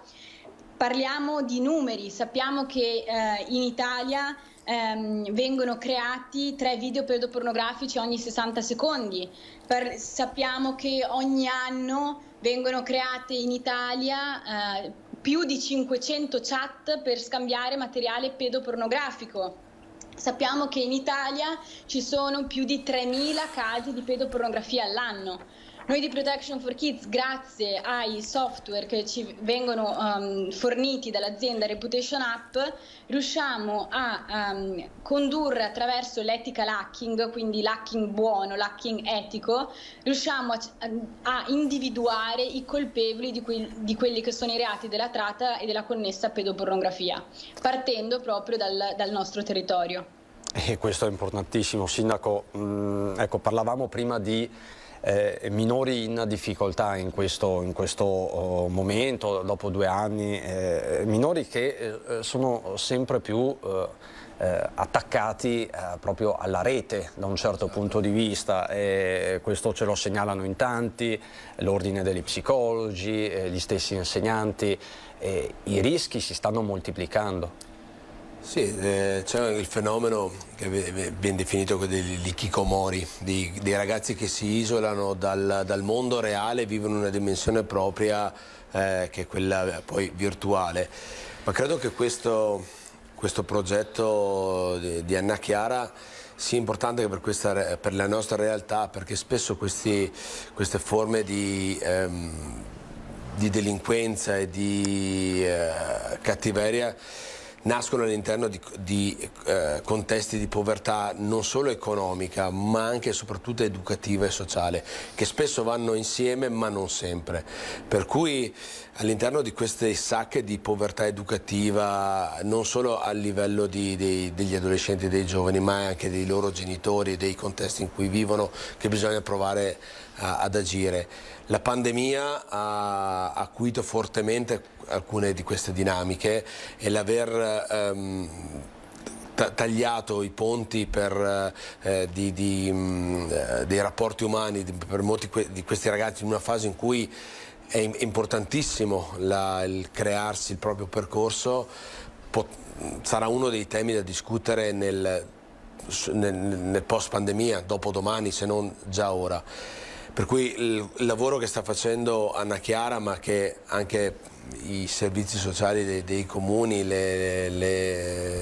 chi di competenza sta cercando di portare avanti, è appunto quello di intervenire su queste sacche di povertà educativa e creare delle occasioni di confronto e di luce su queste parti oscure. La parte del deeper web, del dark web, è un aspetto che io non conosco personalmente in prima persona, ma che credo possa fare solo che paura anche ai genitori di questo mondo, perché sappiamo che i nostri figli, di questa epoca intendo, i nostri figli sono molto più bravi di noi e riescono ad accedere ad avere delle potenzialità che noi non abbiamo, ma che da queste potenzialità possono derivare dei rischi enormi se non controllati. Assolutamente, quindi vanno monitorati, ma soprattutto, Anna Chiara, vanno informati, perché è chiaro che qui serve un'opera di sensibilizzazione, serve puntare sulla cultura. Il sindaco ha utilizzato una bella espressione, fare luce. Questo sostanzialmente immagino sia anche il vostro obiettivo. Assolutamente sì, infatti quello che sono d'accordo col sindaco, perché ha giustamente sottolineato che bisogna fare formazione, quindi sensibilizzazione non solo ai giovanissimi e alle giovanissime, ma anche ai genitori. È proprio per questo che noi col progetto di Education for Kids incontriamo nelle scuole italiane non solo i giovani e le giovani, ma anche i loro stessi genitori, per cercare di spiegare come i social network possono essere uno strumento per i loro figli piuttosto che delle vere e proprie carneficine che poi vedono diverse giovani e giovani vittima dei cosiddetti cybercrime, come per esempio il cosiddetto revenge porn, che in realtà viene chiamato malamente così perché è da definirsi come la condivisione non consensuale di materiali in intimo, e il cyberbullismo e tanti altri. Quello che ci tengo a dire è che con il ritorno della materia di educazione civica nelle scuole, noi di Protection for Kids abbiamo la possibilità di inserirci proprio all'interno delle scuole, all'interno dei percorsi di educazione civica. Quindi è possibile mandare un'email o comunque contattarci nel nostro sito per organizzare dei percorsi di formazione proprio all'interno delle scuole che vedono coinvolti sì i giovani, le giovani, ma anche gli insegnanti e i genitori. E immagino anche i sindaci, le amministrazioni comunali. Assolutamente. Speriamo di sì. Quindi lei sarebbe pronto? Assolutamente. Sindaco? Anche perché appunto la Onlus, la Protection for Kids nasce a Castelfranco, siete praticamente vicini di casa. Anna Chiara, io ti ringrazio davvero per questa tua testimonianza. Ci aggiorneremo presto perché so che ci sono dei progetti molto importanti che bollono in pentola, ma non ti chiedo nessuna anticipazione perché insomma so come funziona in questi casi. Ricordo il sito, quindi vediamolo, protectionforkids.com. Qui avete tutte le informazioni, tutti i contatti per appunto supportare anche, immagino concretamente, questa importante realtà trevigiana fatta di giovani e non solo di giovani. Anna Chiara, grazie davvero e buon lavoro. Grazie mille a voi, buon proseguimento e un saluto al sindaco e a tutti voi. A presto, grazie davvero. Insomma, queste sono storie, sindaco, che fanno anche ben sperare da un certo punto di vista. Certo, io quando prima parlava del Nepal, io ho una esperienza abbastanza forte in Asia per la mia formazione scolastica e anche per il mio lavoro, e mi è capitato di passare in quartieri di quel tipo là. Non sono stato a Kathmandu, ma sono stato a Bangkok, sono stato in Vietnam, sono stato in Cina, e si vedevano passare veramente dei loschi figuri europei che andavano verso locali che penso non fossero molto dissimili a quello. Per cui la necessità di fare educazione qui è fondamentale per combattere poi il problema alla radice.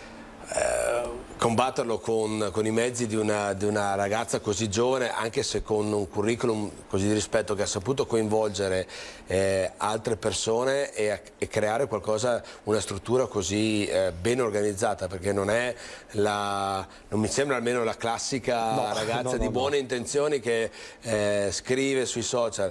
Si è messa la sua idea è diventata realtà e sta diventando sempre più importante. Se non è un messaggio di speranza questo, non so cosa possa essere. Si sono oggettivamente sporcati le mani e insomma sta diventando una gran bella realtà. Certo. Allora facciamo così, abbiamo tante storie ancora da raccontare, ci colleghiamo ancora con Roma perché ovviamente dobbiamo tenere monitorato il fronte, esatto, Caput Mundi, il fronte romano, e ovviamente anche poi avremo una storia molto importante, molto interessante e simbolica sul caro bollette. Toccheremo con mano cosa significa, ma tutto questo dopo il meteo e la pubblicità fra poco.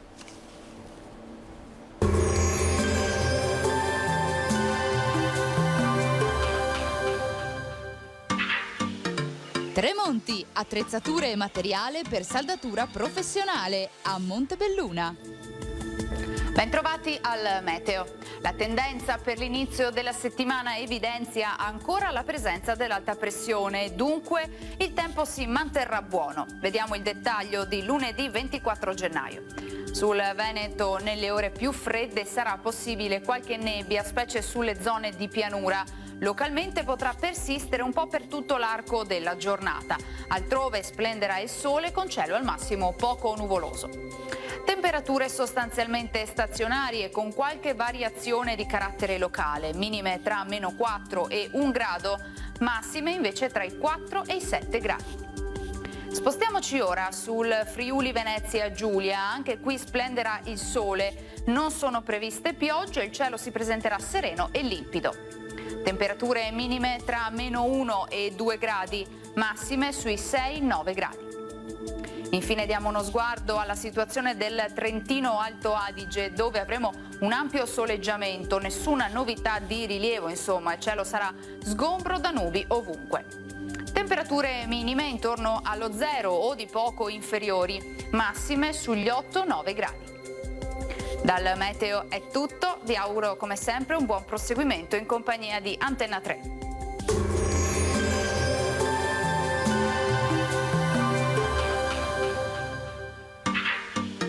Tremonti, attrezzature e materiale per saldatura professionale a Montebelluna.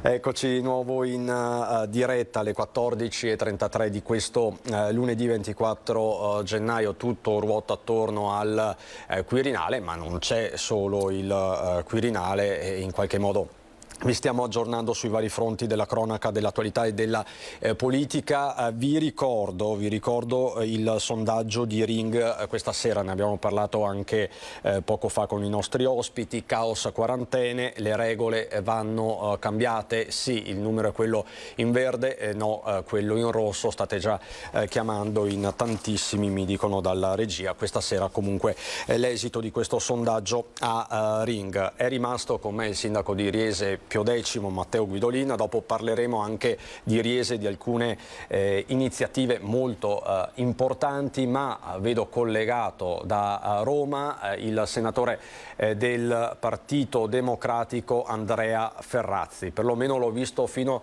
a qualche istante fa, forse è caduta un attimo la linea, ma ovviamente adesso cerchiamo di ricollegarci, perché appunto stiamo in qualche modo raccontando quello che... eccolo qua, Andrea Ferrazzi, senatore del Partito Democratico. Ferrazzi, buongiorno. Buongiorno a lei, buongiorno a tutti. Allora, finora abbiamo sentito diversi suoi colleghi di varie estrazioni, di vari colori politici, ma insomma pare di capire che oggi pomeriggio assisteremo ad una pioggia di schede bianche, è così?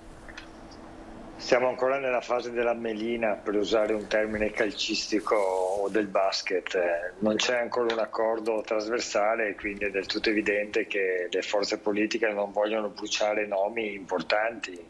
Un nome importante è uscito anche ieri sera dal Partito Democratico, perché è evidente che metterlo ora al voto sarebbe stato un indebolimento, insomma, colpevole, diciamo, dal punto di vista nostro.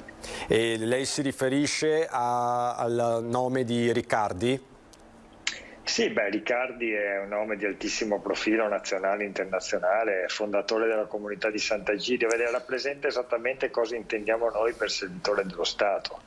Una persona che è riconosciuta ai massimi livelli internazionali, molto di più di quanto noi possiamo immaginare, e ha lavorato nel mondo per portare davvero la pace, ed è stato colui con la sua comunità che molto spesso i paesi del terzo mondo chiamavano come interlocutore, come mediatore più Sant'Egidio per i singoli stati nazionali, per la credibilità che Sant'Egidio si era creato nel corso dei tempi. È il presidente della Dante Alighieri, quindi è appunto un portavoce, un portabandiera della nostra nazione a livello mondiale. Ecco, per noi questa è la figura di un servitore dello Stato. Parliamo, ecco, comunità di Sant'Egidio, è giusto definire il contesto, una realtà che è presente in 70 paesi, se non sbaglio, in tutto il mondo, è definita l'ONLUS di Trastevere, l'ONU di Trastevere, quindi l'ONU di Trastevere, sì. Perché per l'appunto per questa sua capillarità a livello internazionale, quindi diciamo è un alto profilo senza dubbio, ma troverà la condivisione delle altre forze politiche, al momento non pare. Ed è esattamente per questo che quei nomi di questa portata vanno preservati, no? Ora guardi, dicevo prima, siamo ancora nella fase della melina, oggi pomeriggio voteremo scheda bianca e io credo che i giochi non diventeranno seri fino a mercoledì sera, fino a dopodomani sera. Da giovedì si voterà con una maggioranza che non deve essere più una maggioranza di 2/3, ma il 50 più un voto, e quindi giovedì potrebbe anche emergere, insomma, una figura capace di raggiungere quel quorum. Quindi da giovedì la possibile fumata bianca, non dobbiamo attenderci nulla di particolare in questi giorni. Guardi, oggi e domani con ogni probabilità e anche dopodomani non succederà nulla. E la mia previsione è che se c'è la capacità di trovare una convergenza tra le varie forze politiche, questa convergenza si otterrà giovedì, altrimenti credo che gioco forza da venerdì l'ipotesi, tra l'altro insomma molto autorevole, di una presidenza Draghi si farà strada, diciamo. Diciamo che con quali ripercussioni sulla tenuta del governo, senatore? Sa, qui c'è una discussione in corso, anche molto, diciamo, seria, perché Draghi è sicuramente una figura di altissimo profilo internazionale, sta facendo benissimo il Presidente del Consiglio, ha dato una credibilità al nostro Paese a livello nazionale e anche a livello internazionale, sia a livello, diciamo, politico generale che a livello istituzionale, che nei mercati e via dicendo. Lei sa quanto questo vuol dire. Il PNRR ha finanziato innanzitutto la nostra nazione, non c'è paese in Europa che abbia ricevuto tanti soldi come l'Italia, sia a fondo perduto sia come prestito, pur a tasso negativo, quindi un grande affare, diciamo così, per il nostro paese. Sono soldi che l'Europa o ci ha donato e non dobbiamo restituire, quelli a fondo perduto, oppure dobbiamo restituire. È chiaro che tutti i paesi europei, tutti gli investitori internazionali si aspettano credibilità, si aspettano coraggio, si aspettano qualità del governo, ed è per questo che una figura come questa va preservata. Certamente però il tema è: meglio Draghi un anno a Palazzo Chigi o 7 anni Presidente della Repubblica? Vede, perché è vero che il Presidente del Consiglio ha più forze e più poteri dati dalla nostra Costituzione, è pur vero anche che la nostra Costituzione prevede dei poteri veri del Presidente della Repubblica, anche dei poteri di garanzia, di rappresentanza dell'unità nazionale, ma anche di nomina di membri fondamentali in organismi fondamentali per la nostra Repubblica e via dicendo. E quindi il tema è serio. L'importante è che noi preserviamo il ruolo di Draghi, perché non possiamo permetterci, per il bene dei nostri cittadini, di fare giochetti sulle spalle che poi sarebbero le spalle di tutti noi. Ma quando Salvini dice che è pericoloso togliere Draghi da Palazzo Chigi, dice quindi una verità tutto sommato? Guarda, io gliela dico brutalmente, ho l'impressione che l'unico partito che punti seriamente su Draghi sia il Partito Democratico, e che in realtà trasversalmente non ci sia questa volontà, secondo me sbagliando. Però vede, noi siamo un paese che deve avere, per avere un profilo di credibilità internazionale, non è che possiamo portare su un palmo di mano i leader e dopodiché azzopparli pochi mesi dopo, no? Perché la credibilità di un paese sta anche nella capacità di reggere nel tempo con governi, ma anche con presidenti, ma anche con figure istituzionali all'altezza. Ed è per questo che noi puntiamo anche sulla figura di Draghi, perché per tutti i motivi di cui parlavo prima. Altre forze politiche ci credono? Mi pare di no, molti si nascondono appunto dietro il fatto ma se cade Draghi, cioè se Draghi va a fare il Presidente della Repubblica, come farà il prossimo governo? Staremo a vedere cosa accadrà. Senta senatore, l'abbiamo lanciata praticamente in diretta. Alle 12.15 Giorgia Meloni ha candidato Carlo Nordio, ha messo sul tavolo il nome del magistrato trevigiano Carlo Nordio, un veneto. Lei come la vede? Potrebbe essere un nome che unisce o è una boutade? Ma è un nome autorevole, lo conosco personalmente, ho avuto più volte modo di chiacchierare in maniera molto interessante. Ho l'impressione che però i nomi messi lì adesso così abbiano poche possibilità, insomma, di avere le gambe. Dopodiché la Meloni fa un gioco del tutto suo, la Meloni è l'unica forza politica dell'arco costituzionale all'opposizione.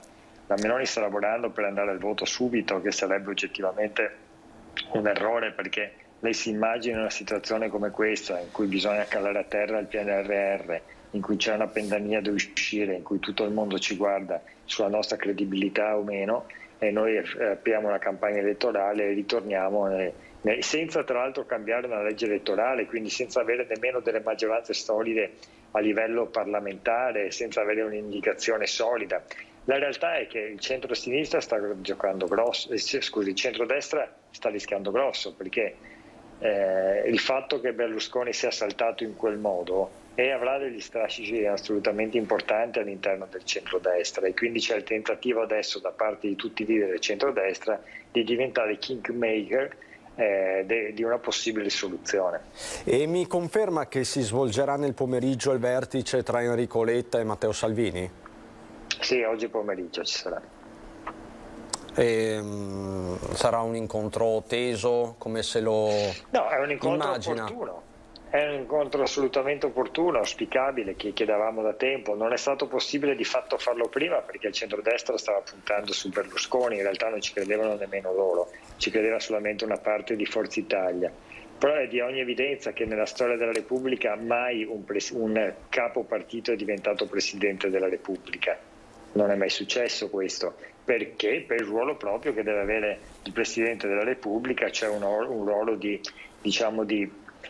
garanzia istituzionale. Questo non vuol dire che il Presidente della Repubblica non debba essere un politico, anzi è quasi sempre stato un politico, certo. Però non uno che passa direttamente dalla segreteria di un partito al Quirinale, ecco, questo è. Ma la butto lì, senatore, non è che diciamo così, la strategia dello scoiattolo, quindi portare Berlusconi al Colle, sia stata comunque una manovra di distrazione che ha consentito un po' a tutte le forze politiche di prendere tempo e di chiarirsi le idee? No, secondo me ha rallentato invece la possibilità. Io la leggo così. Berlusconi aveva bisogno di un riconoscimento e di ristabilire sul piano politico nazionale e internazionale un po' diciamo di apprezzamento della sua figura, soprattutto dopo tutte le questioni giudiziarie che erano avvenute, e quindi immaginava che un percorso almeno di candidature avrebbe agevolato un percorso di questo tipo. E dopodiché ci ha preso gusto e ha creduto davvero di poter diventare Presidente della Repubblica, sbagliando i conti, sbagliando i dati, sbagliando anche il metodo, perché sinceramente affidarsi a Sgarbi per fare telefonate a destra e a sinistra, addirittura esponenti del Partito Democratico e di tutto l'arco costituzionale, è come se fosse un mercato dei voti quando dobbiamo eleggere un Presidente della Repubblica di alto profilo. Secondo me è stato un grave errore politico. Senatore, ce lo dica, lei è stato contattato per caso da Sgarbi? No, guardi, credo abbiano contattato solo persone che potevano, almeno nella loro mente pensavano di poter convincere a votare Berlusconi. Dopodiché io credo che questo abbia rallentato e che adesso si tratti invece di unire tutti, anche Forza Italia naturalmente, nell'individuazione di un nome.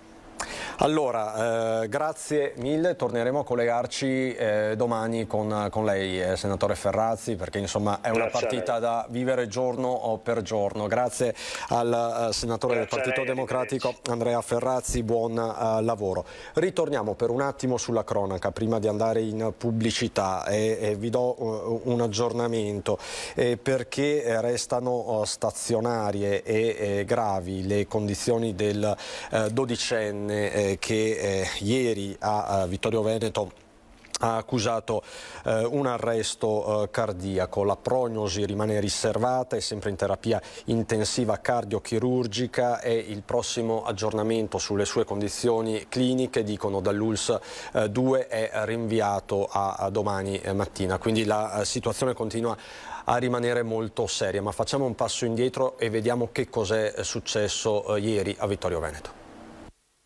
Durante la gara il bambino si è accasciato al suolo e sono intervenuti immediatamente i soccorsi, un'organizzazione tempestiva puntuale, i soccorsi veramente puntuali, e speriamo che il bambino si riprenda.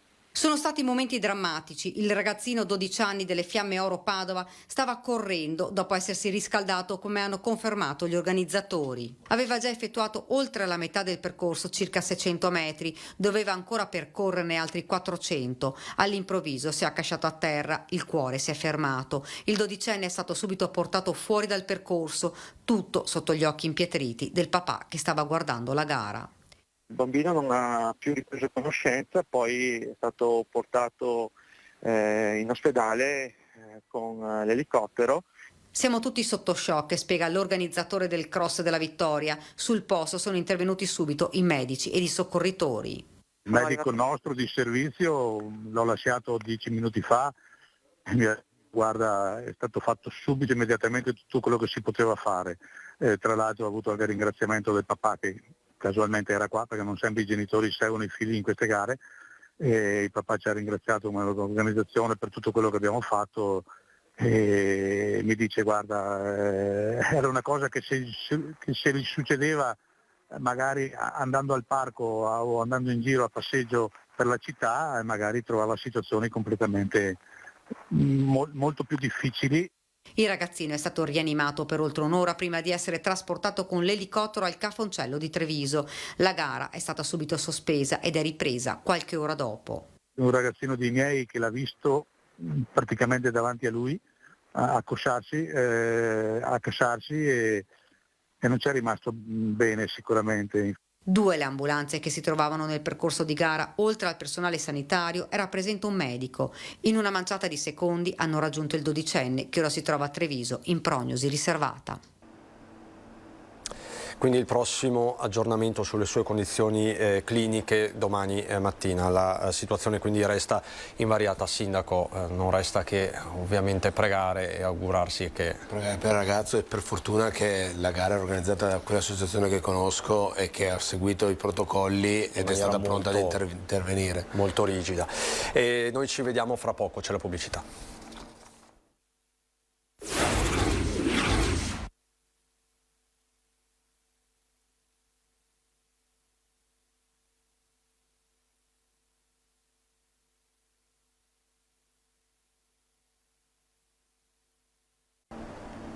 Rientriamo in diretta, brevissima pausa pubblicitaria quindi e apriamo un altro capitolo. Ne abbiamo parlato tanto in questi giorni, ma forse è il tema dei temi, perché al di là delle grandi tattiche, strategie politiche sul Quirinale, al di là del tema del Covid che come vedete continua a produrre i suoi effetti anche in termini di gestione di vita ordinaria, c'è tutto il tema, macro tema del caro bolletta. Sindaco, penso che lei insomma ne sappia qualcosa e l'umore tra i suoi concittadini non sia buonissimo. Sì, diciamo che a più livelli purtroppo sto monitorando ovviamente per l'ente che rappresento, per cui stiamo valutando varie opzioni appunto per far fronte al caro bolletta, ma anche come cittadino e come piccolo imprenditore anch'io guardo faccio i miei ragionamenti per il caro energetico. quando si parlava prima anche della stabilità del governo, credo sia fondamentale anche da questo punto di vista, perché sono due le partite a giocare sui tavoli internazionali, perché sappiamo che alla base di tutto questo ci sono c'è la geopolitica, ci sono delle strategie politiche internazionali, ma dall'altra parte c'è una risposta da dare immediatamente ai cittadini per venire incontro, perché siamo arrivati a un livello insostenibile per molte categorie. Ed è un problema anche per le casse pubbliche, perché poi anche il municipio nelle spese correnti ha i costi di energia. Assolutamente, l'altra sera seguivo Focus, c'era il mio collega Stefano Soldani Pieve Soligo, lui aveva previsto di passare da 500.000 euro di utenze a 1,5 milioni. Io spero vivamente di no, perché poi per chi mastica di dinamiche finanziarie di enti pubblici sarebbe disastroso, se non insostenibile in questo momento, se non tagliando in maniera fortissima tantissimi altri servizi, e la cosa non è ovviamente sostenibile in questo momento. Anche perché c'è da dire una cosa, se parliamo di finanza pubblica, di finanza degli enti locali, in questo periodo stiamo assistendo a maggiore ossigeno, maggiori manovre sul capitolo spese di investimento, ma le spese correnti restano sempre lì ferme al palo. Perché il PNRR è per spese di investimento, spese in conto capitale, non spese in conto corrente. Conto corrente però deve stare in piedi, per cui e le utenze sono spese correnti, per cui diventerà veramente insostenibile per gli enti pubblici far fronte a una situazione di questo tipo,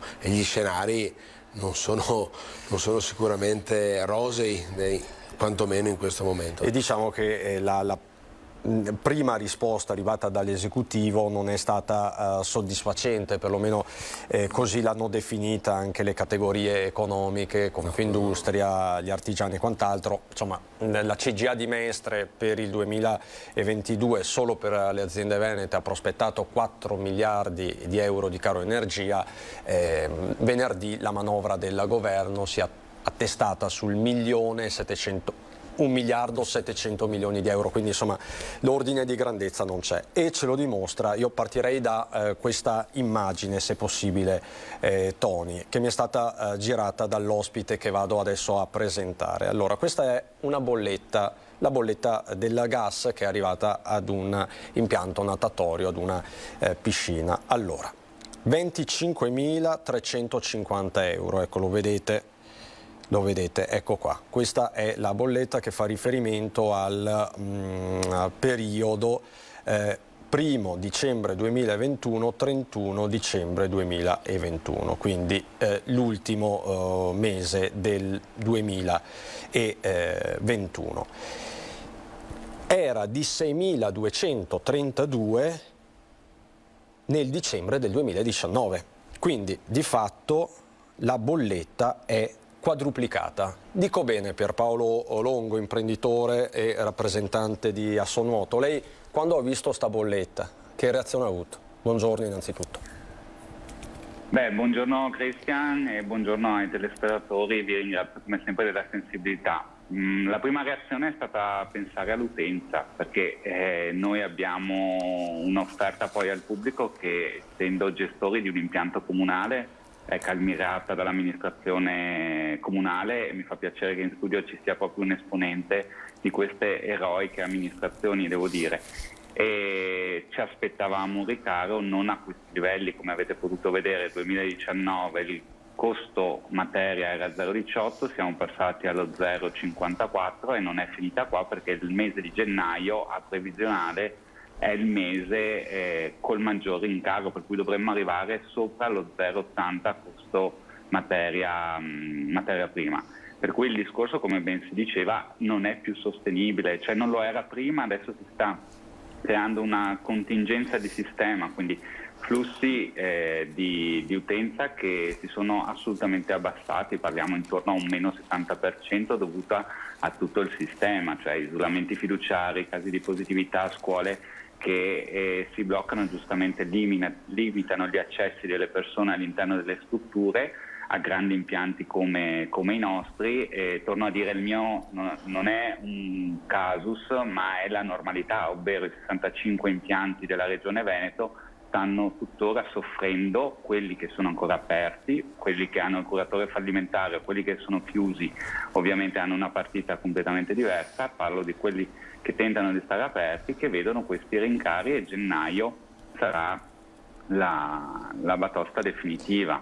Giovedì è stato approvato, come ben si diceva, un decreto che dovrebbe andare incontro e che addirittura avrebbe dovuto postillare una quota parte di quelle risorse all'impiantistica pubblica, ma come ben si vede non è capiente di quelli che sono gli attuali prezzi di mercato.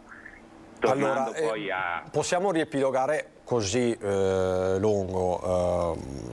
Di fatto i costi dell'energia sono quadruplicati e gli utenti si sono più che dimezzati.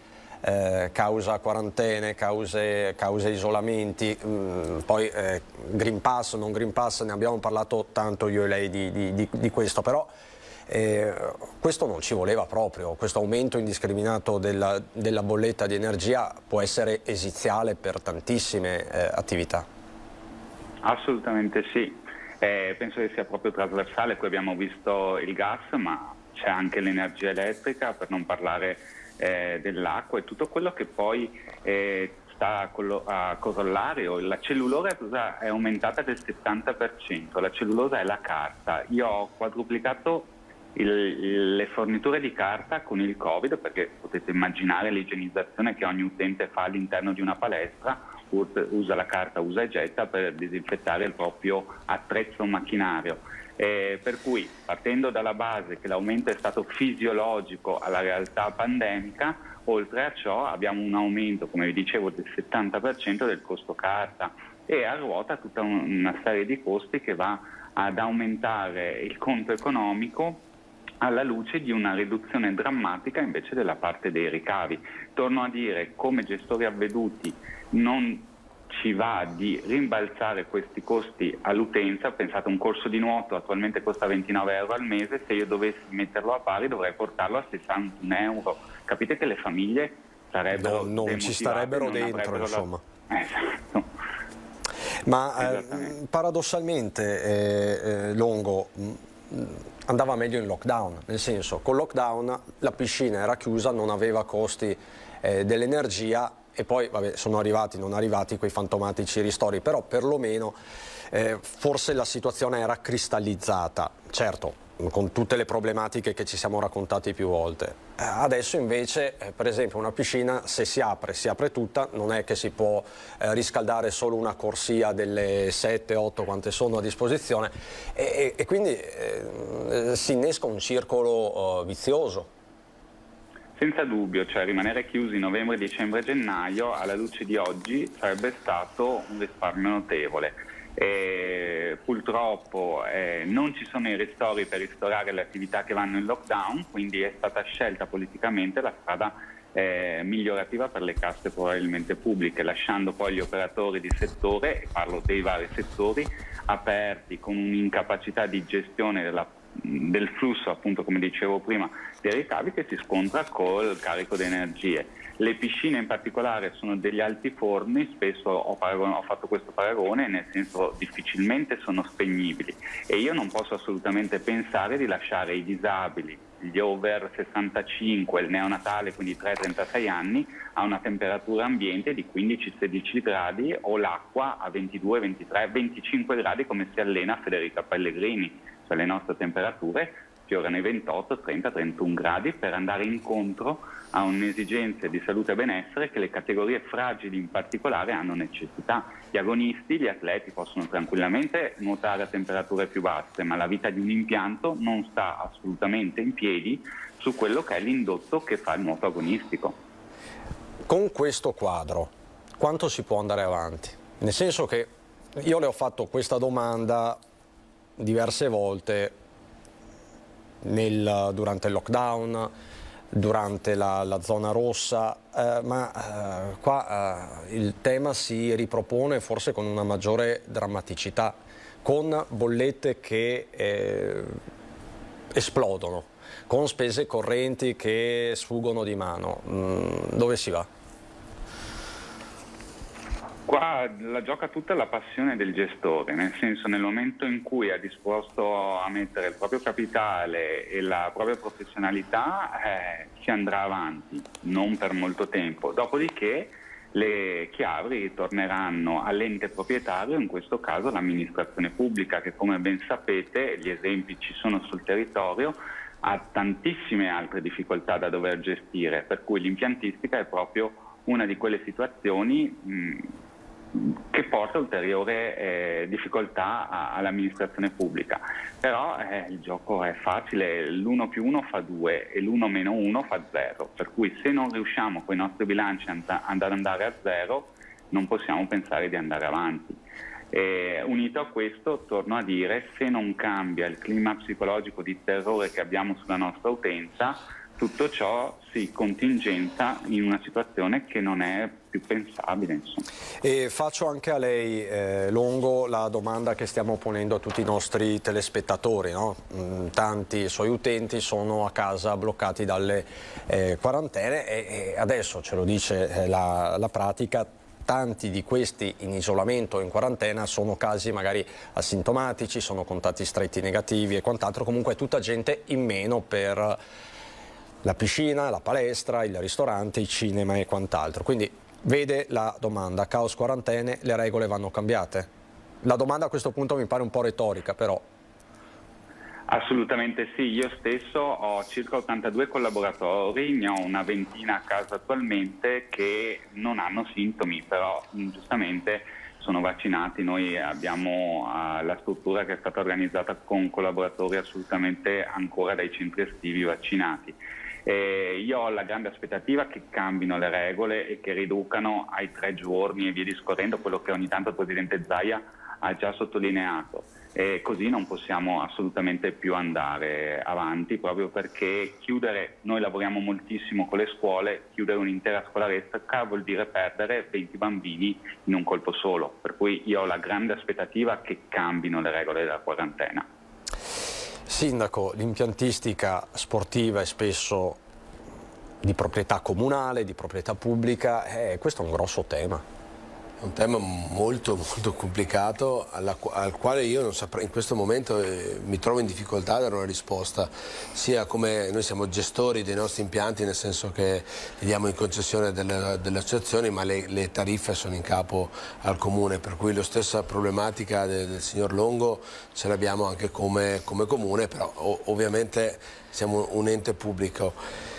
La risposta è, come piccolo ente non ce l'ho, è una risposta che ci devono dare dal governo centrale e probabilmente non basta, è l'Europa che ci deve far sentire in questa fase qua, perché sono dinamiche molto più ampie. Qui subentra la geopolitica, insomma, basta guardare cosa sta succedendo dal Kazakistan all'Ucraina e quant'altro, insomma, e Cina, per capire che probabilmente già una soluzione nazionale sarebbe ben poco. Longo, qui serve il famoso intervento dell'Europa. Senza ombra di dubbio, io vi dico, ho trattato proprio per la Regione Veneto il problema dell'acqua. A Vittorio Veneto il metro cubo d'acqua costa circa 2,90 €, se scendiamo a Rovigo cala a 1,80 €, eccetera, e la Regione Veneto è limitata da ARERA, che è limitata dalla normativa europea, per cui per calmierare, trovare anche nello stesso territorio lo stesso prezzo, è necessario un dispositivo di rango europeo, per cui senza ombra di dubbio, come diceva il sindaco e come giustamente si diceva in studio, o la geopolitica trova una stabilità a favore del proprio territorio e dei propri cittadini, o il sistema va in implosione. Longo, le faccio una domanda che forse non c'entra niente, ma c'entra perché c'entra su tutto, no? Lei da imprenditore, che capo dello Stato vorrebbe? Beh, in pole position sicuramente il Presidente Draghi, questo proprio per un affidamento al rating internazionale che può dare e per tutta la serie di procedure e procedimenti che si stanno mettendo in essere. Abbiamo bisogno di affidabilità in questo momento. Purtroppo non c'è stata per i 10 anni precedenti, 15 anni, quello che volete. Attualmente viviamo effettivamente con un'autorità, un'autorevolezza che ci dà certezza e rigore anche a livello europeo. Io vedo questo come nome candidato, poi abbiamo visto i politici sono un pochino più omertosi, però insomma spero che alla fine giovedì o venerdì il nome che sia questo. Sindaco, in tanti chiedono Draghi, soprattutto il mondo dell'impresa. Questo significa di fatto non avere fiducia nella politica, perlomeno nella politica dei palazzi? Un po' sì, sicuramente. Io sarei anch'io per Draghi, ma fra un anno. Fra un anno non avrei dubbi a votare Draghi se fossi uno dei grandi elettori.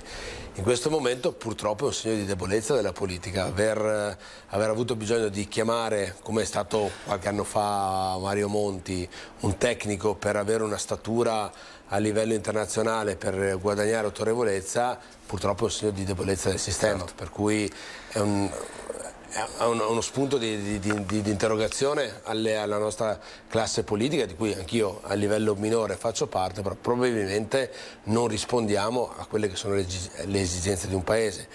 Se adesso il nuovo Presidente della Repubblica sarà Draghi o non sarà lui, comunque deve essere una figura che possa essere di statura internazionale e autorevole, e questo è il motivo per cui se fossi stato uno dei grandi elettori, ecco, non avrei mai votato Silvio Berlusconi. Su questo mi sento di essere abbastanza sereno.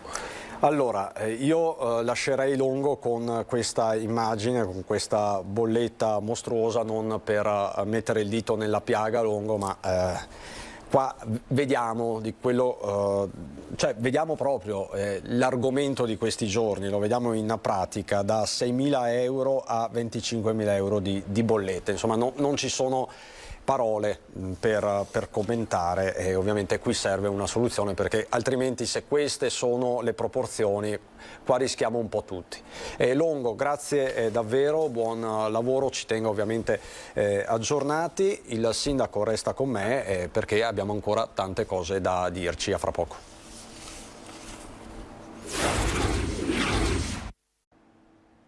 Di nuovo in diretta, ultimo blocco di questa lunga diretta dedicata ai temi dell'attualità, del Covid, del Quirinale. Molto significativo il botta e risposta che abbiamo avuto in diretta fra l'assessore regionale Lanzarin e un farmacista sul nodo caldo di queste ore sui tamponi in farmacia. La Regione ha diramato la nota ai farmacisti, nelle prossime ore tutto dovrebbe rientrare nella norma e quindi in qualche modo creare il minor numero di disagi possibile. Come sapete c'è anche questo sito nuovo della Regione per le prenotazioni, insomma si cerca in qualche modo di porre un freno al caos normativo che stiamo vivendo in questi giorni, soprattutto sul fronte del fine quarantena. Però qui ho il sindaco di Riese Pio X, Guidolin, che è stato mio compagno di viaggio oggi. Abbiamo commentato diverse notizie di tipo nazionale e regionale, ma c'è un fatto: Riese Pio X da qualche giorno è diventato città, anzi, diciamola bene, uno degli ultimi atti, poi è tutto da vedere, del presidente Mattarella è stato firmare il decreto che ha riconosciuto Riese Pio X come città. Ci spiega un po'. Allora, sicuramente uno degli ultimi atti di questo settennato, certo, poi si vedrà in effetti. Sì, dal 10 gennaio Riese Pio X è diventata una città, ovvero c'è stato riconosciuto il titolo onorifico di città. È una procedura che avevamo iniziato a fine dicembre del 2020 con il passaggio in Consiglio Comunale per l'istanza di richiesta, preparando un dossier che racconta Riese, soprattutto incentrato sulla figura di Papa Pio X, che di Riese è il cittadino più illustre, ma è anche il motivo per cui Riese è una città che è un paese, anche se quel titolo di città, che rappresenta un punto di riferimento devozionale a livello mondiale.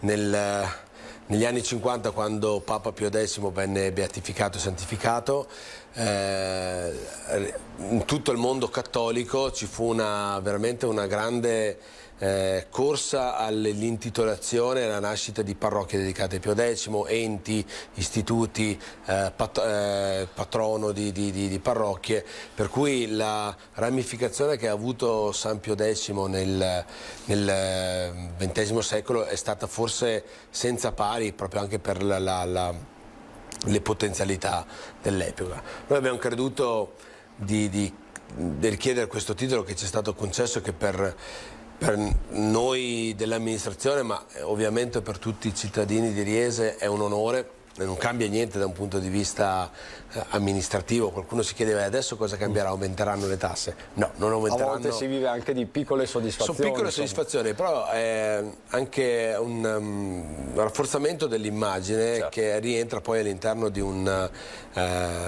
strategia più ampia a cui stiamo lavorando e che passa attraverso ovviamente la figura di Papa Pio X, che è una figura un po' particolare, nel senso che negli anni per alcune sue posizioni, che poi sono frutto del contesto storico in cui viveva, è stato preso a vessillo da un'ala, una parte, certo, della Chiesa cattolica, i tradizionalisti, insomma, quella, certo, che viene definita l'estrema destra cattolica, e che però non rende onore, non rende giustizia alla figura nella sua interezza. Noi stiamo portando avanti appunto un progetto che verrà presentato a breve di, chiamiamolo, il riposizionamento della sua figura, più incentrato sulla parte, non tanto sul suo operato canonico, sul magistero, sulla parte teologica del suo operato, ma sulla sua figura di Papa di campagna che da parroco di un piccolo paese è salito al soglio pontificio,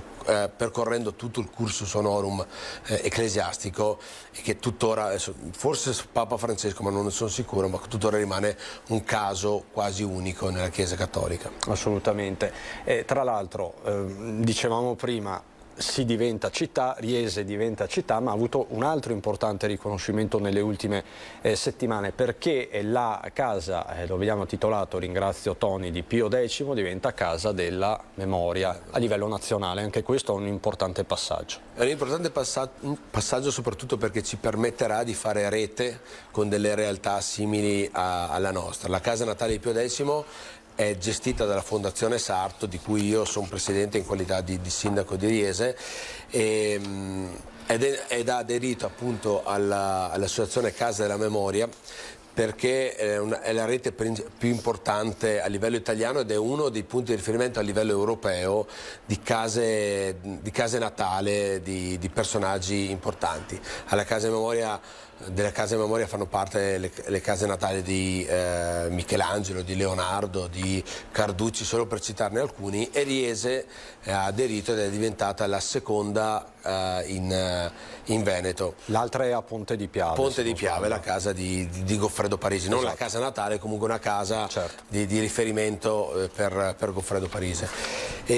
Questo ci permetterà di condividere delle esperienze, delle strategie per il futuro, e all'interno di questa associazione stiamo portando avanti una rete più piccola, che è la rete dei Papi, lavorando con altre realtà simili a Riese, che sono Canale d'Agordo, Concesio, Sotto il Monte, insomma tutti i Papi, certo, del Novecento, per creare una strategia ancora più specifica per queste. Diciamo che il turismo religioso comunque è un'importante realtà, i pellegrinaggi, è un turismo a chilometro zero, forse è il turismo a chilometro zero ante litteram. Sì, in alcuni casi, in altri casi no, è forse la prima forma di turismo, perché, certo, i pellegrinaggi che nascono dal Medioevo sono stati la prima forma di turismo, se vogliamo, certo, definirli così. E tuttora rappresentano una fetta importante del turismo veneto. Il Veneto è la prima regione turistica in Italia, ma il turismo devozionale e religioso è una fetta importante all'interno. Ovviamente Riese non è tra i principali protagonisti, ma il Sant'Antonio da Padova, Monteberico, Chiampo, ma anche Riese, con le sue migliaia di visite ogni anno, sono comunque dei punti di riferimento che possono essere legati poi ad altri tipi di turismo sostenibili, cammini, quant'altro. Sindaco, Grazie mille, chiudiamo così questa puntata, perché ci sono anche queste iniziative che consentono di guardare oltre la contingenza politica, economica e quant'altro. Bisogna. Assolutamente. Quindi, grazie per essere stato qui, grazie per la sua disponibilità, quindi buon lavoro a Matteo Guidolin, sindaco di Riese Pio X, ci vediamo molto presto e io vi ricordo l'appuntamento di questa sera con Ring. Ci sarà Maristella Scarmignana, la 56enne di Ospedaletto Uganeo, che era uscita di casa per soccorrere un motociclista e che è stata multata per aver evaso la quarantena, storia emblematica. Poi Andrea Gregori, segretario del Nursind di Vicenza, sindacato degli infermieri, Riccardo Barbisan, capogruppo della Lega in Consiglio Comunale di Treviso, Luca De Carlo, senatore di Fratelli d'Italia, che ci ha confermato praticamente in presa diretta la candidatura di Nordio da parte di Giorgia Meloni, Vanessa Camani, consigliere regionale del Partito Democratico, e Andrea Martella, nuovo segretario regionale del Partito Democratico. Tutto questo questa sera a Ring. Saluto e ringrazio dalla regia Tony Esposito, Mattia Pizzaia, saluto e ringrazio tutti voi per la cortese attenzione. Ci rivediamo alle 18:30, buon proseguimento.